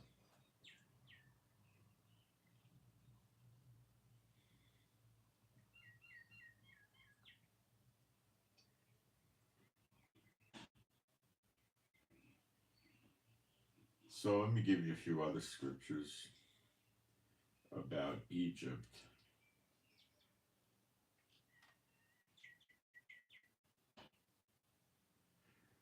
We'll do Isaiah 27, 12, and 13.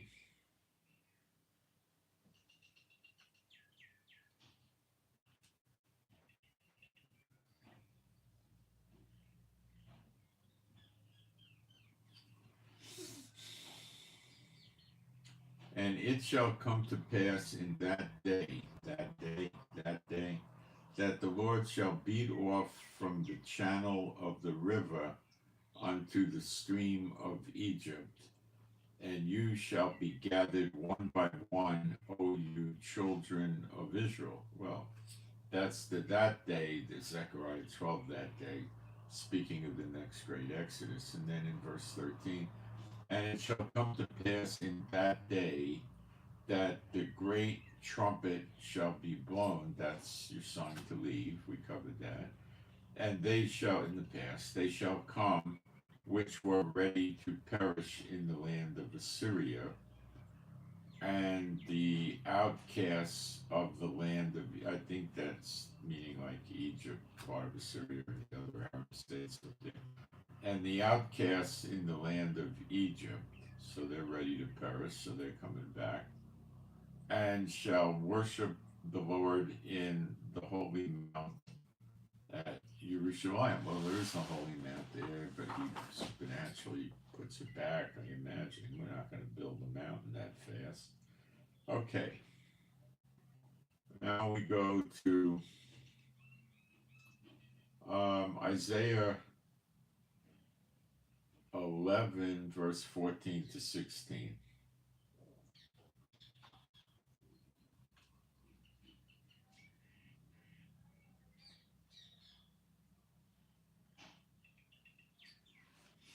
But they shall fly upon the shoulders of the Philistines towards the west. Now, that doesn't sound like we drop bombs on them. Maybe it is, but it doesn't lend itself. It's more like, who are these that fly to their windows like the doves in Isaiah 60? They shall spoil them of the east together. That would be Moab, which is Jordan, and Ammon, but Ammon submits to us. So the Gazans and Jordan look like they get it together. They shall lay their hand upon Edom, that's Yemen, so we hit Yemen, and Moab, that's Jordan, and the children of Ammon, that's North Jordan, shall obey them, so they thrive. Verse 15, and Jehovah shall utterly destroy the tongue of the Egyptian sea, so Jehovah goes after Egypt. And with his mighty wind shall he shake his hand over the river, and shall the Nile River, and shall smite it in the seven streams, and make men go over dry shod. And there shall be a highway from the remnant of the people which shall be left from Assyria, like as it was to Israel the days that they came up out of the land of Egypt. Okay, so there's a lot of Jews in these Arab states around Israel that don't know who they are, and when he appears in the clouds, they get the everlasting life, and they wake up. They come. Apparently, he pours the spirit out of them, I believe, and then they realize who they are, and they want to come back to Israel. And that's all foreign to the church. I know that.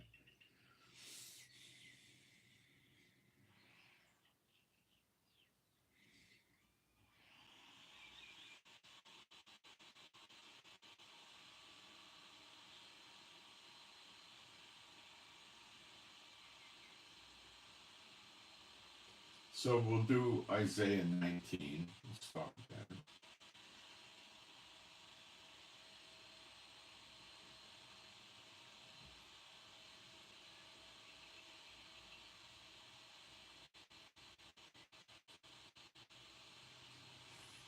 The paper reads, by the brooks, by the mouth of the brook, and everything down by the brooks shall wither.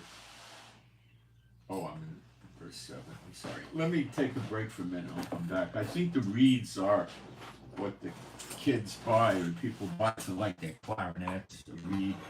It's that kind of thing. It comes from there, I think.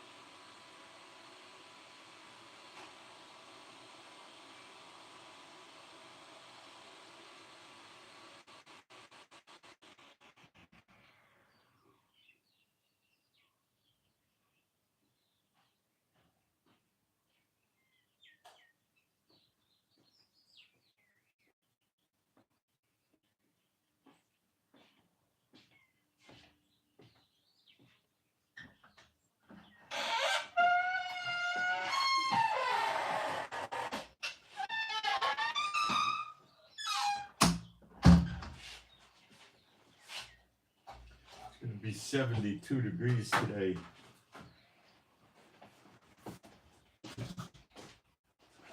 Very, very unusual weather, but I'm quite sure we're in spring.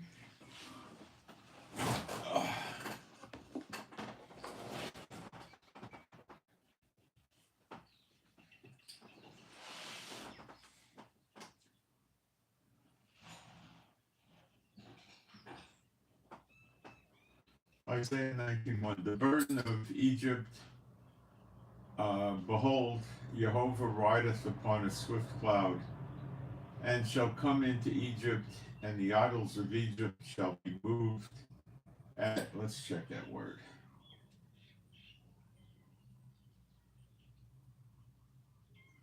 Yeah.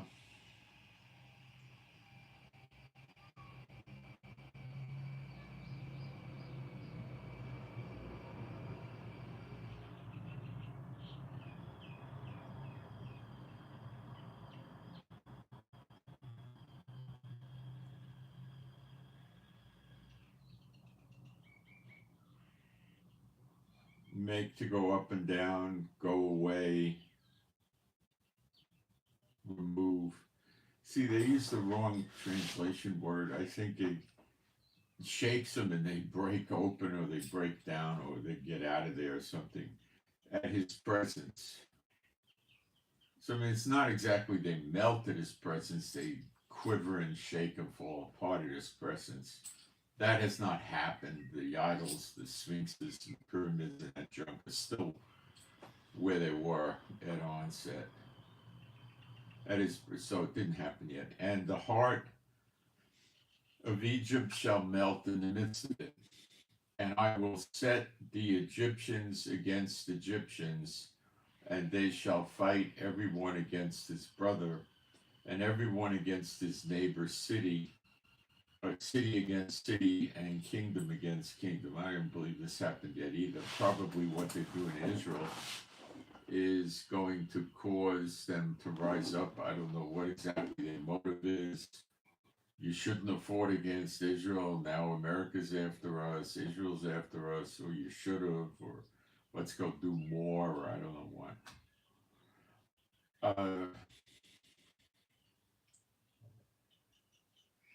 The spirit of Egypt shall fail in the midst thereof, and I will destroy the counsel thereof, and they shall seek to the idols and to the charmers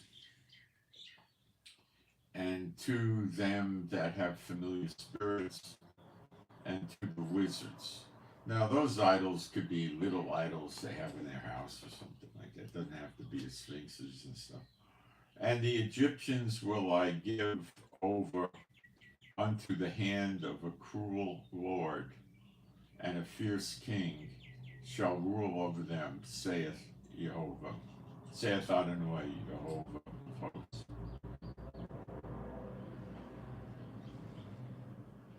And the waters shall fail. Now that could be when they get conquered by America. Trump could put somebody in charge over there, or maybe the next guy, not Trump, because it looks like he'll be assassinated. Put somebody in there to administer Gaza, as they would say it, that's a military general and deals with them harshly. Could be that. And the waters shall fail from the sea, and the rivers shall be washed and dried up. It could also be the Egyptians fight against Egypt and somebody takes over the country. Or it could be Sisi takes better control of the country, and because they're trying to get rid of him, he's very mean. You know, there's a lot of ways this could twist and turn. And they shall turn the rivers far away, and the brooks of defense shall be emptied and dried up.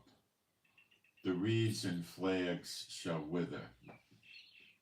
The paper reeds by the brooks, by the mouth of the brooks, and everything sown by the brooks shall wither, be driven away, and be no more. They run tributary streams off the Nile, and in these places they could put up nets to catch fish, and they used the water to irrigate the land. The fishers also shall mourn, and all they that cast angle, that's a fish hook, in the brooks shall lament, and they that spread nets upon the waters shall languish. Moreover, they that work in fine flax, and they that weave networks shall be confounded. Flax makes linen.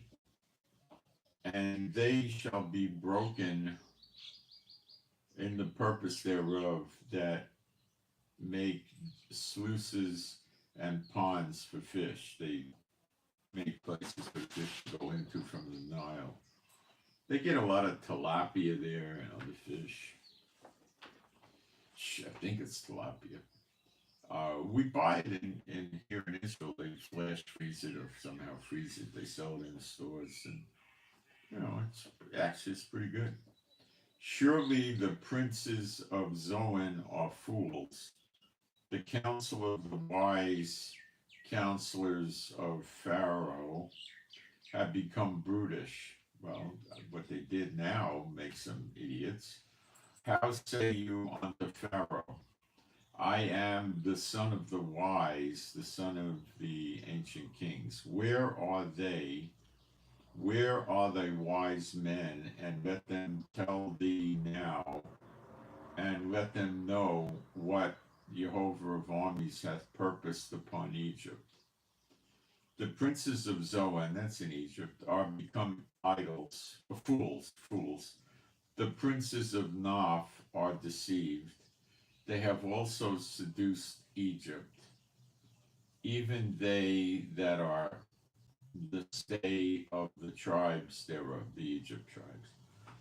Jehovah hath mingled a perverse spirit in the midst thereof. So Jehovah is dooming them.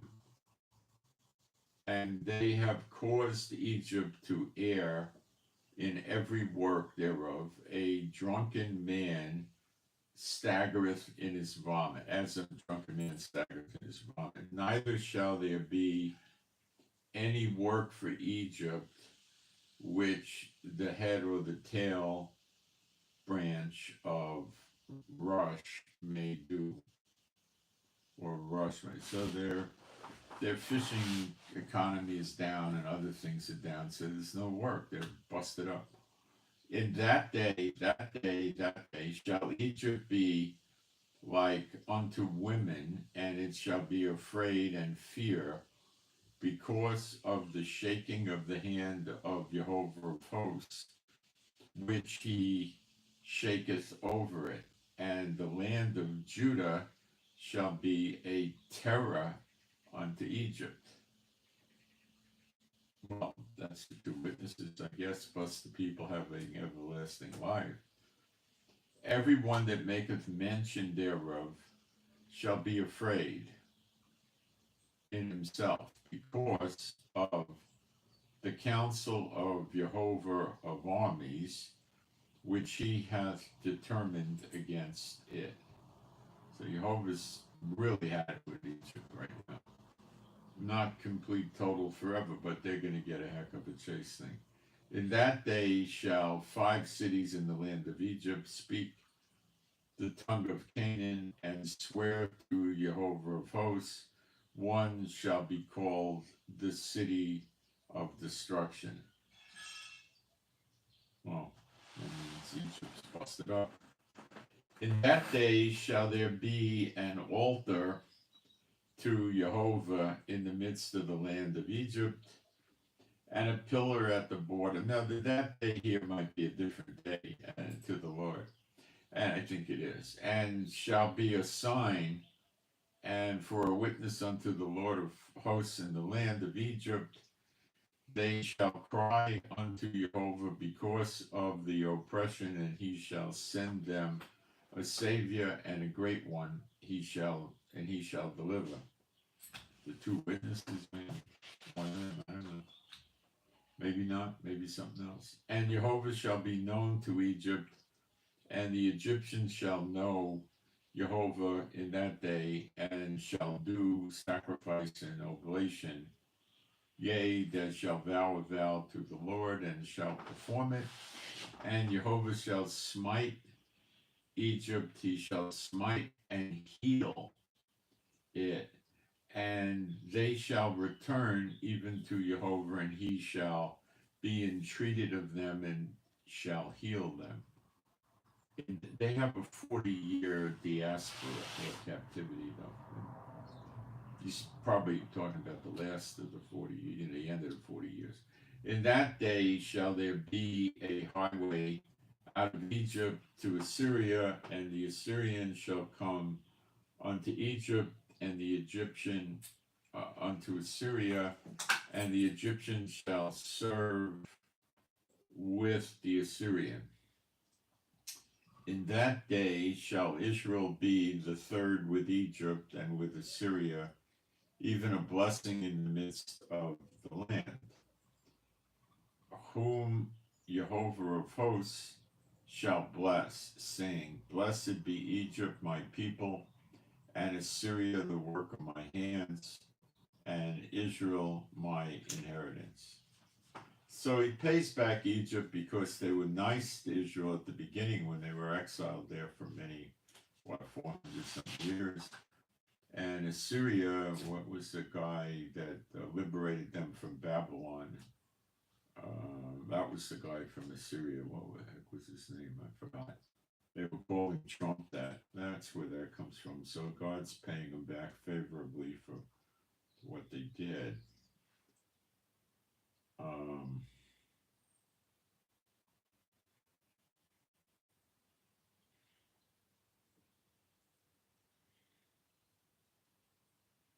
All right, now we do Ezekiel 29 and 30, and this is where we're going to get into the meat of it. Let me see if I got garbage to throw out at the chat.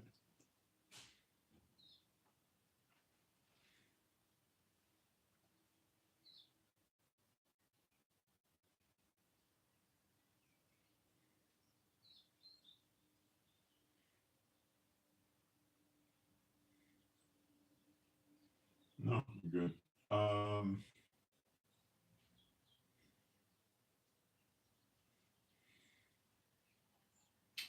Ezekiel 29. Now it gets pretty good. It's all good, but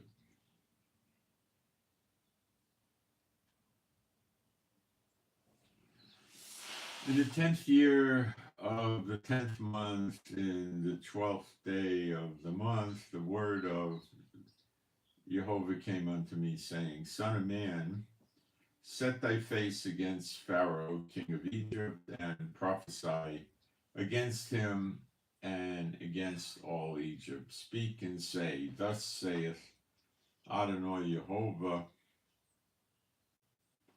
Behold, I am against thee, Pharaoh, king of Egypt, the great dragon. He's calling Pharaoh the great dragon now. Got it? That lieth in the midst of his rivers. So the rivers, like the Nile and the tributary, that's like the lifeblood for Egypt, okay? That lieth in the midst of his rivers, which had said, My river is my own, and I have made it for myself. Yeah, right. Sure you did. And I will put, no, he didn't. It's lying. And I will put hooks in thy jaws, and I will cause the fish of thy rivers to stick. The hooks in the jaws is like a famine. To stick unto thy scales, and I will bring thee up out of the midst of the rivers, and all the fish of thy rivers shall stick unto thy scales. So the fish goes bad. And I, because it dries up, and I will leave thee thrown into the wilderness, thee and all the fish of thy rivers. Thou shalt fall upon the open fields, thou shalt not be brought together. nor gathered. I have given thee for meat to the beasts of the field and to the fowls of the heaven. And all the inhabitants of Egypt shall know that I am Jehovah, Ani Jehovah, because they have been a staff of reed to the house of Israel. When they took hold of thee by the hand, thou didst break and rend all their shoulders, all their shoulder. And when they leaned upon thee,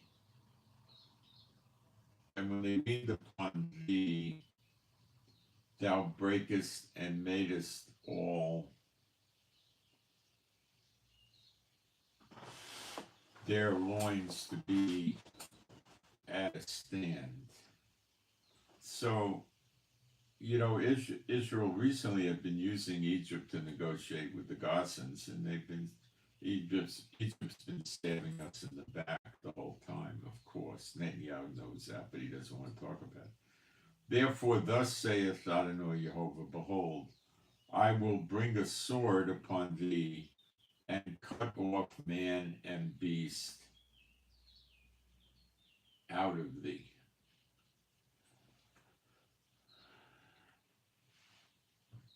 And the land of Egypt shall be desolate and waste, and they shall know that I am Jehovah, because he has said, the river is mine, and I have made it. Behold, therefore I am against thee and against thy rivers, and I will make the land of Egypt utterly waste and desolate, from the tower of San even unto the border of Ethiopia. No root of man shall pass through it, nor foot of beast shall pass through it, neither shall it be inhabited for 40 years. And that's probably about to start. I imagine it'll be in effect by the appearing of Yeshua or shortly before. And I will make the land of Egypt desolate in the midst of the countries that are desolate, and her cities among the cities that are laid waste shall be desolate 40 years, and I will scatter the Egyptians among the nations, and will disperse them through the countries. Okay, so this is unfulfilled.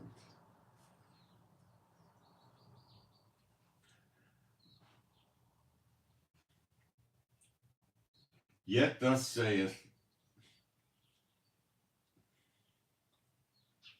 the Adonai Jehovah, at the end of 40 years will I gather the Egyptians from the people whither they were scattered. This, of course, I keep telling you, never happened yet.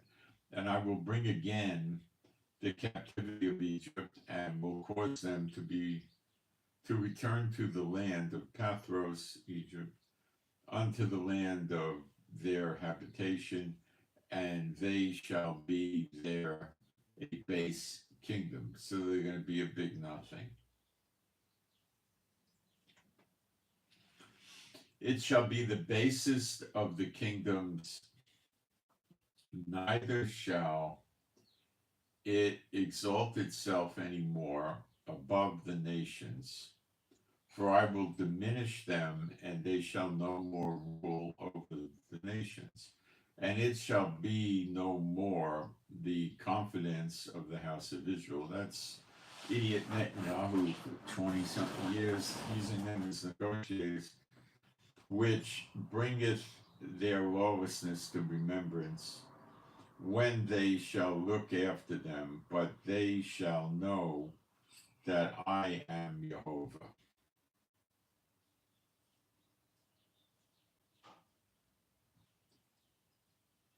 I am Adonai Jehovah, sorry. And it came to pass in the 27th year, the first month and the first day of the month, the word of Jehovah came unto me, saying, Son of man, Nebuchadnezzar, king of Babylon, that would be Trump now, or his predecessor if it happens after his assassination. King of Babylon caused his army to serve a great service against Tyrus.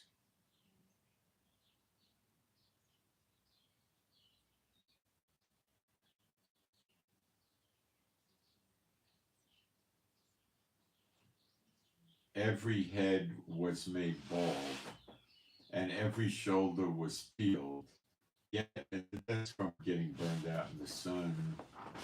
The head bald is a bad sign, maybe from famine, the hair's falling out, or they're sick or worn down or something. Had he no wages, nor his army for Tyrus, for the service that he had served against it.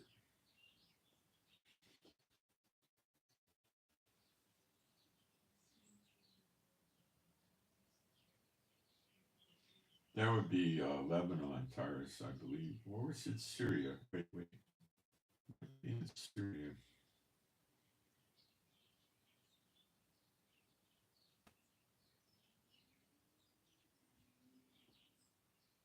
Let's check it. I don't know if it's Lebanon or Syria.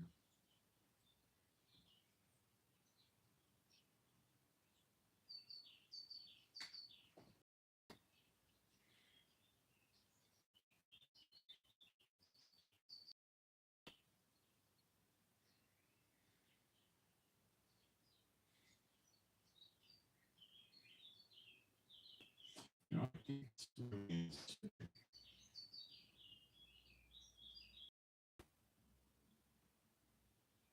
Wrong again, Lebanon. Okay. Uh,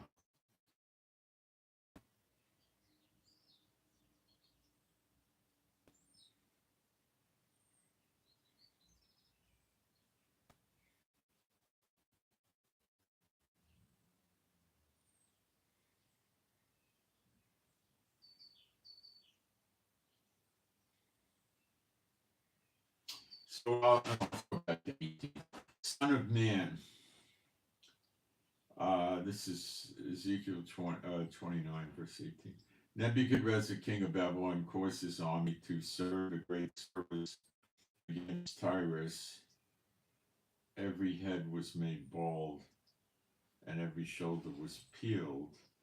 Yet had he no wages for his army, for Tyrus he had served against it. Therefore, thus saith Adonai Jehovah, behold, I will give the land of Egypt unto Nebuchadnezzar, king of Babylon. Now, this never happened in history. Never. Go check it. Never happened. Nebuchadnezzar, the old time one, had a fight in Syria with the Assyrian army and the Egyptian army and won, but that was in Syria, and he never invaded Egypt or went there and looted them or anything like that. And he shall take her multitude and take her spoil and take her prey, and it shall be the wages for his army. I have given him the land of Egypt for his labor, wherewith he served against it, because they wrought for me, saith Jehovah,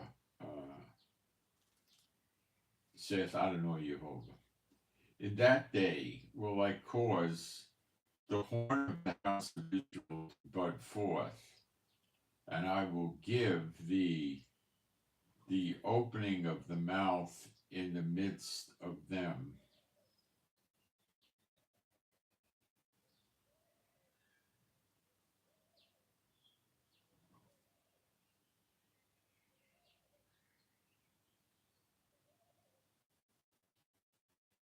Okay.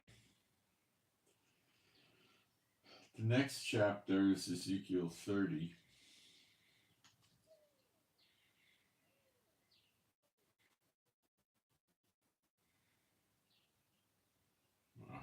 too far.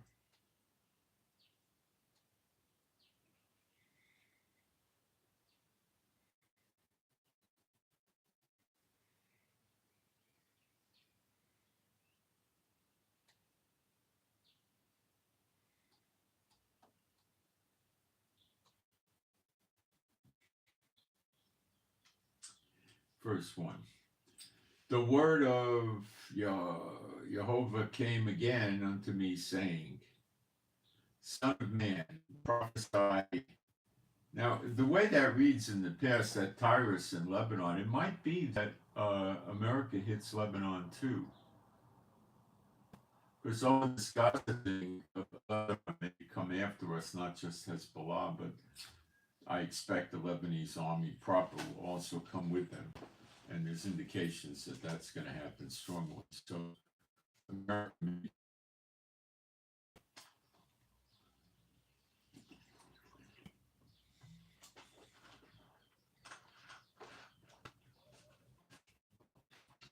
it's all part of the snare on America. Maybe that's a throwback to the past, but it could also be the present.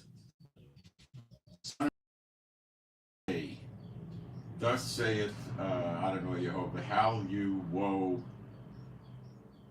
worth the, how you woe worth the day. For the day is near, even the day of the Lord is near. Now that's Gog and Magog, and it's not saying it's here, it's saying it's near. God understands the difference, and that word means karob, it means near.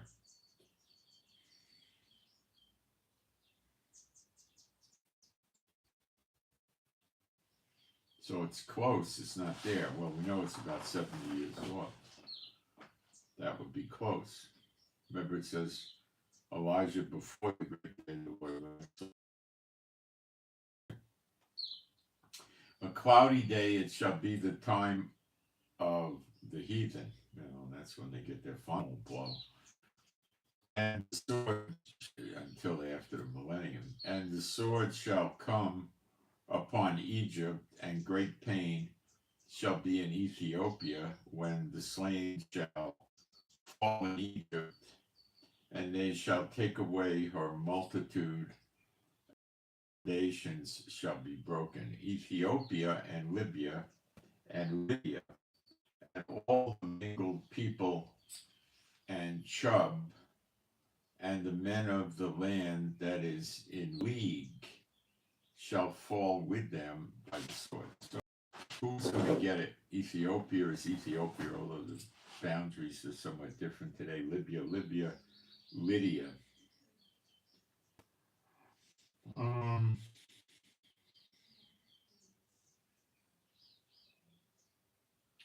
It's in Africa somewhere. Let's see.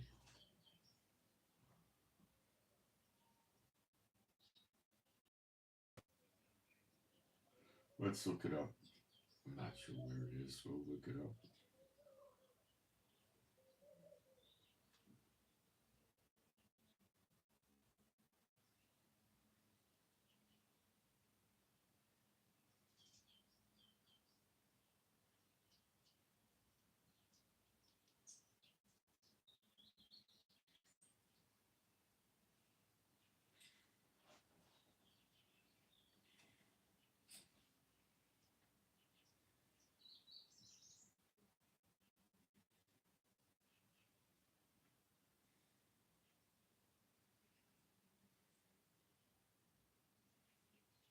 Well, lo and behold, it's Turkey. Die plot thickens. It's Turkey. So Turkey's going to work with Egypt. Gee, that's not at all hard to believe. And the mingled and all the mingled people, and then Chub.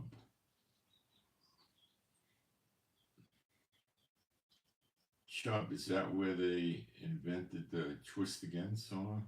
No, that's Chubby Checker.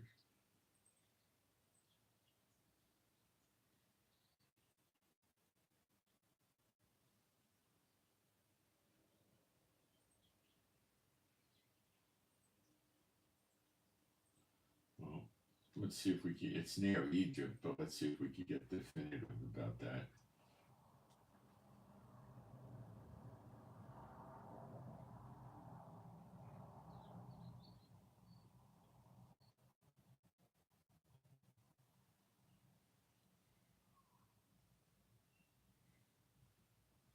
Remember, Turkey's sitting on our land from the Euphrates to the Nile. 2/3 of Turkey to the west of the Euphrates is ours, so they gotta get it.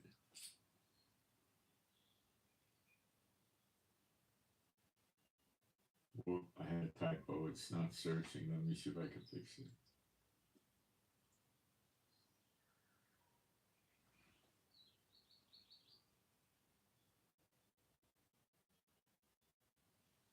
Okay.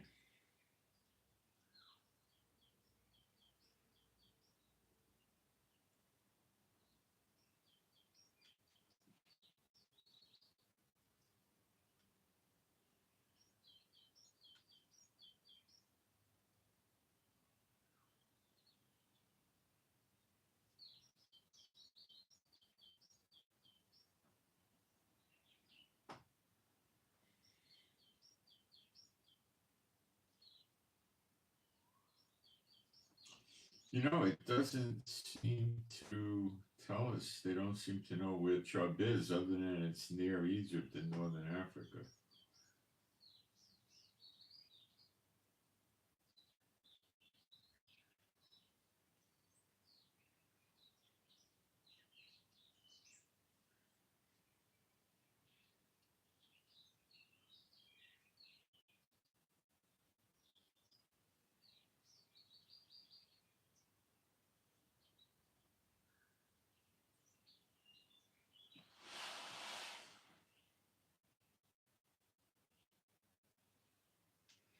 No, it's mingled people, so we really don't get a definitive country today for that. They don't know. All right, we got to work with that. But it would be near Egypt in northern Africa.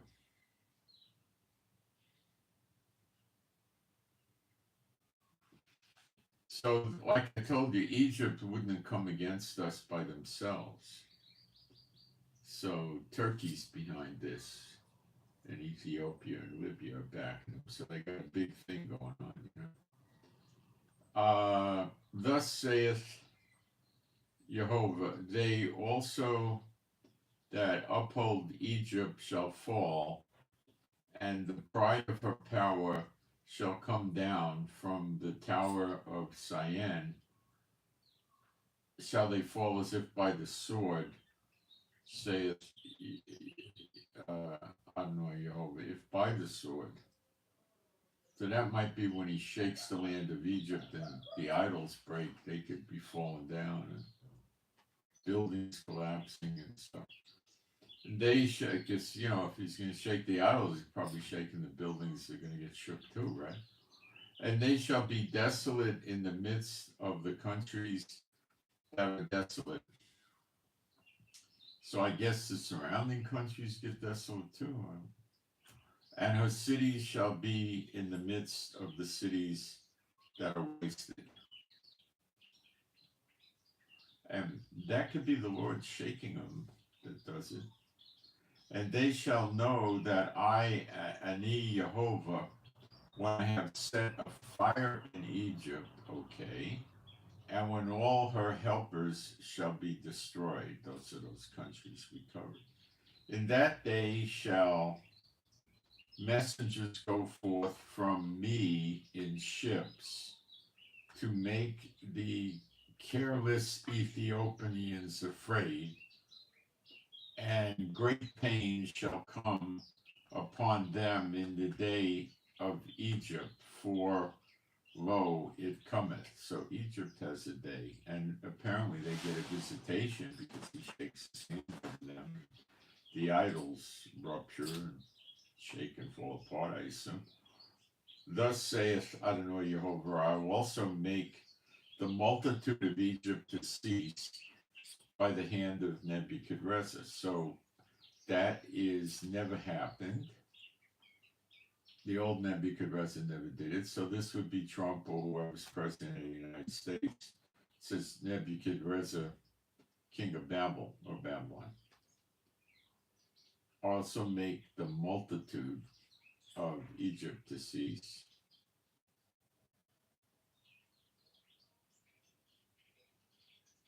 I don't know if the word multitude is translated well.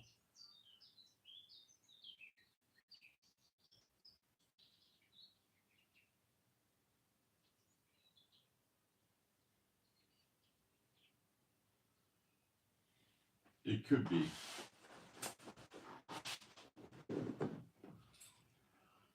It probably is. Cease, yeah. Okay. In other words, there are no more. So that would be the multitude, many, many in Egypt are dead by the hand of America. Now, it's foreign to the church, the concept of this Nebuchadnezzar means the daughter of Babylon in America. So you're not going to get this from them because they're not going to agree that America is the daughter of Babylon, you know. He and his people with him, the terrible of the nations, shall be brought to destroy. So he is Nebuchadnezzar. So let's see exactly what it's really saying in Hebrew. Who, we'll go with he on that. And the word for people is that's right. With, with or together, okay. It doesn't say him again, it says with. Then they say the terrible. Let's check that.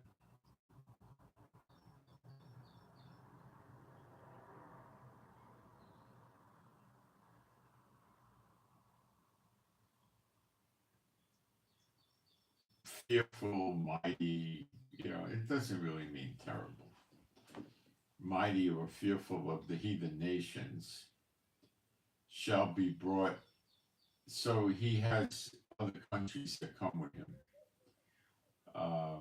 The highly mechanized war machines of the modern countries would be fearful and great. So it could be Great Britain, it could be, I don't know who else, other countries, I don't know.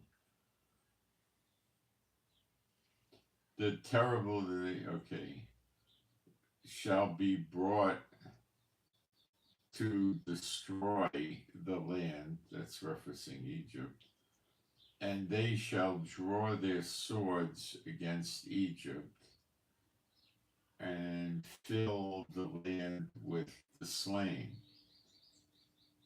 Wow. Maybe Trump uses Egypt as his scapegoat to show the nations he means business. I thought he would use some other place, but maybe he does use Egypt. And I will make the rivers dry.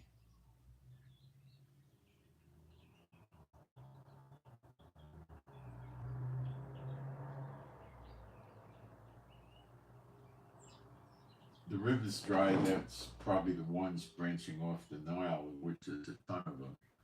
That helps them catch fish and grow things and stuff. They grow cotton and a lot of other things. And sell the land into the hand of the wicked. Well, maybe Trump wants Egypt as an extension to the resort in Gaza, huh? And he would probably like the Suez Canal into the hand of the wicked, and I will make the land waste and all that is therein by the hand of strangers. And I guess strangers to the Egyptians. I, Jehovah, have spoken it. Thus saith Adonai Jehovah, I will also destroy the idols and will cause their images to cease out of Naph, and there shall be no more a prince of the land of Egypt, and I will put a fear in the land of Egypt. Well, that means they're going to be afraid of us, I assume. And I will make Pathros desolate, and will set fire in Zoan, there's the fires, and will execute judgment in No. Those are all cities in Egypt. And I will pour my fury upon sin. The strength that's a city in Egypt. The strength of Egypt, and I will cut off the multitude of No, another city in Egypt, and I will set fire in Egypt. Sin shall have great pain, and No shall be rent asunder, and No shall have distresses daily. The young men of Avon and of Pibeseth shall fall by the sword, and these cities shall go into captivity. Tephanehes, it sounds like the name of a mummy or something, I don't know. Tephanehes, also the day shall be darkened when I shall break there the yokes of Egypt, and the pomp of her strength shall cease in her. As for her, a cloud shall cover her, and her daughters shall go into captivity. Dark and a cloud. This is interesting. Thus will I execute judgment in Egypt, and they shall know that I am Jehovah, Ani Jehovah. And it came to pass in the 11th year, in the first month, in the 7th day of the month, that the word of Jehovah came unto me, saying, Son of man, I have broken the arm of Pharaoh, king of Egypt, and lo, it shall not be bound up to be healed.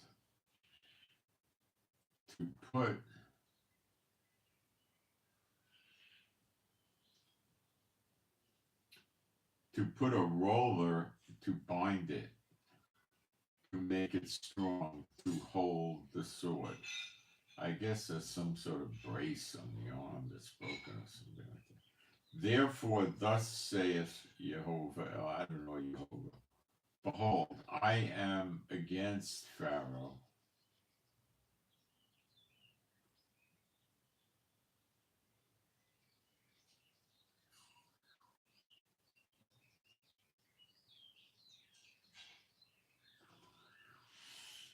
Behold, I am against Pharaoh.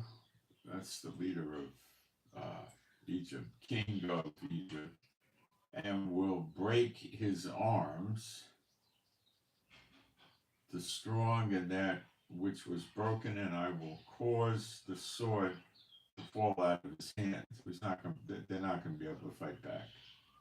And I will scatter the Egyptians among the nations. That's a diaspora, which is, they did that, they want that for Israel, and they chased Israel to try to kill them in the wilderness, the Red Sea, and so forth, among the nations, and I will disperse them through countries. And, Israel was in the wilderness 40 years, and that's what they get, 40 years in captivity, dispersion, diaspora. And I will strengthen the arms of the king of Babylon, that's America, and put my sword in his hand. You see what he's doing with America? He's using America to accomplish his purposes, and he's putting his sword in the hand of America, so they're going to be very victorious. But I will break Pharaoh's arms, and he shall groan before him with the groaning of a deadly wounded man. He's going to groan in front of America.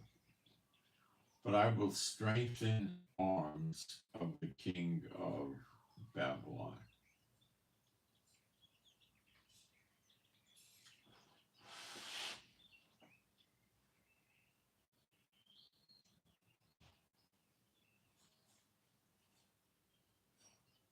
And the arms of Pharaoh shall fall down, so they're not going to be able to fight back.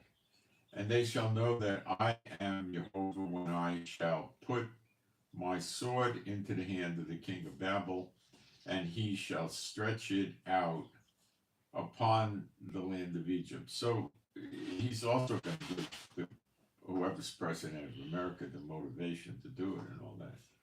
And I will scatter the Egyptians among the nations and disperse them among the countries, and they shall know that I am Jehovah. See, he has a good plan for Egypt, but they're going to get this 40-year punishment. Because look what they're doing in Israel. And that's an old theme with them, and this time they're going to learn their lesson for real. Yes, they will learn their lesson. Let's see what the chat has to say.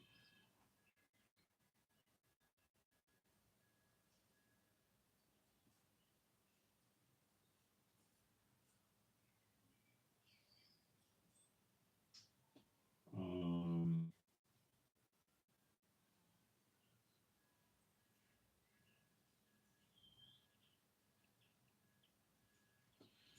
well, thinks that's what I got for today. Kind of knocked me out, and that's normal. So we can expect America to be attacking Egypt, and that's not going to take long. And it appears they'll be attacking Lebanon too. Now that doesn't mean Israel's not going to be attacking Lebanon, because we will, and I believe we'll be attacking Jordan, not so much America or not at all. And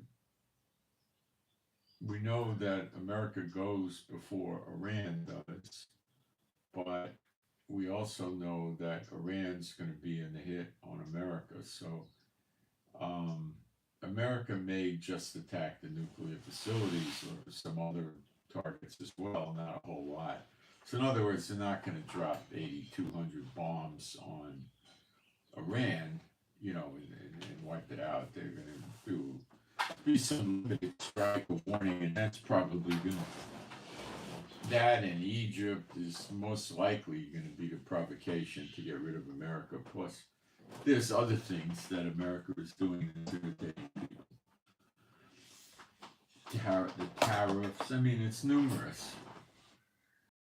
Treason, if the DOGE goes in, the FBI is sort of threatening America, and they're suing them, and they're destroying the evidence. They are President Trump administration. There's a lot of problems in America right now. Mexico's putting tariffs on America. He hasn't done anything to the EU, but he will. China's putting counter tariffs on America. And it could really hurt the American economy very easily. You have enough of these tariffs, and the other nations talk to each other and say, let's just not get it in. America can't sustain it. And they break Trump. So there's a lot of problems right now with Trump. Trump's wanting to leave NATO. He cut all arms immediately off from going into Ukraine. So he's at odds with Europe on Ukraine, and all of this. So I'm Moshe. Please pray for me and my wife Rivka. Pray for our peace, safety, protection, and joy. And we have to go someplace and pray that we have an easy time getting there and back without any problems or bad traffic or issues, parking or anything like that. I appreciate that. And pray for our finances, pray for our animals and pets to be happy, healthy, and whole. And pray for better videos. Pray the Lord keeps revealing these things regarding these days, these end times, these times approaching the appearing. And pray for more information about when Elijah appears openly in Apostle John, when the temple comes down, not in Jerusalem, the temple, I know the difference, when the wars are going to happen, more information about the Exodus. Just he's giving it to us now because why? We're there. We're getting right up to it. Okay. All right. So rejoice. I mean, it's getting there finally. What a wait! My gosh, how hard that was on us, wasn't it? Very short amount of time to go, I expect. Not a long time. It'll be quick, I think, from here. And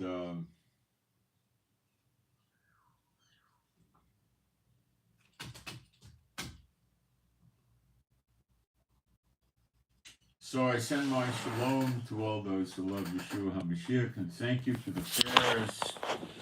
It's appreciated. Thank you for the offerings. That's appreciated. And if you want to get the news, I usually get the news about 24 hours, and most of the mainstream media does. But if you want to get the updates as they're happening, subscribe. And I appreciate if you spend the whole 2 or 3 seconds giving me a thumbs up. And that's asking a lot, is it? I don't think so. And that's what I got for today. So I send my shalom to all those who love Yeshua HaMashiach. And I'm out.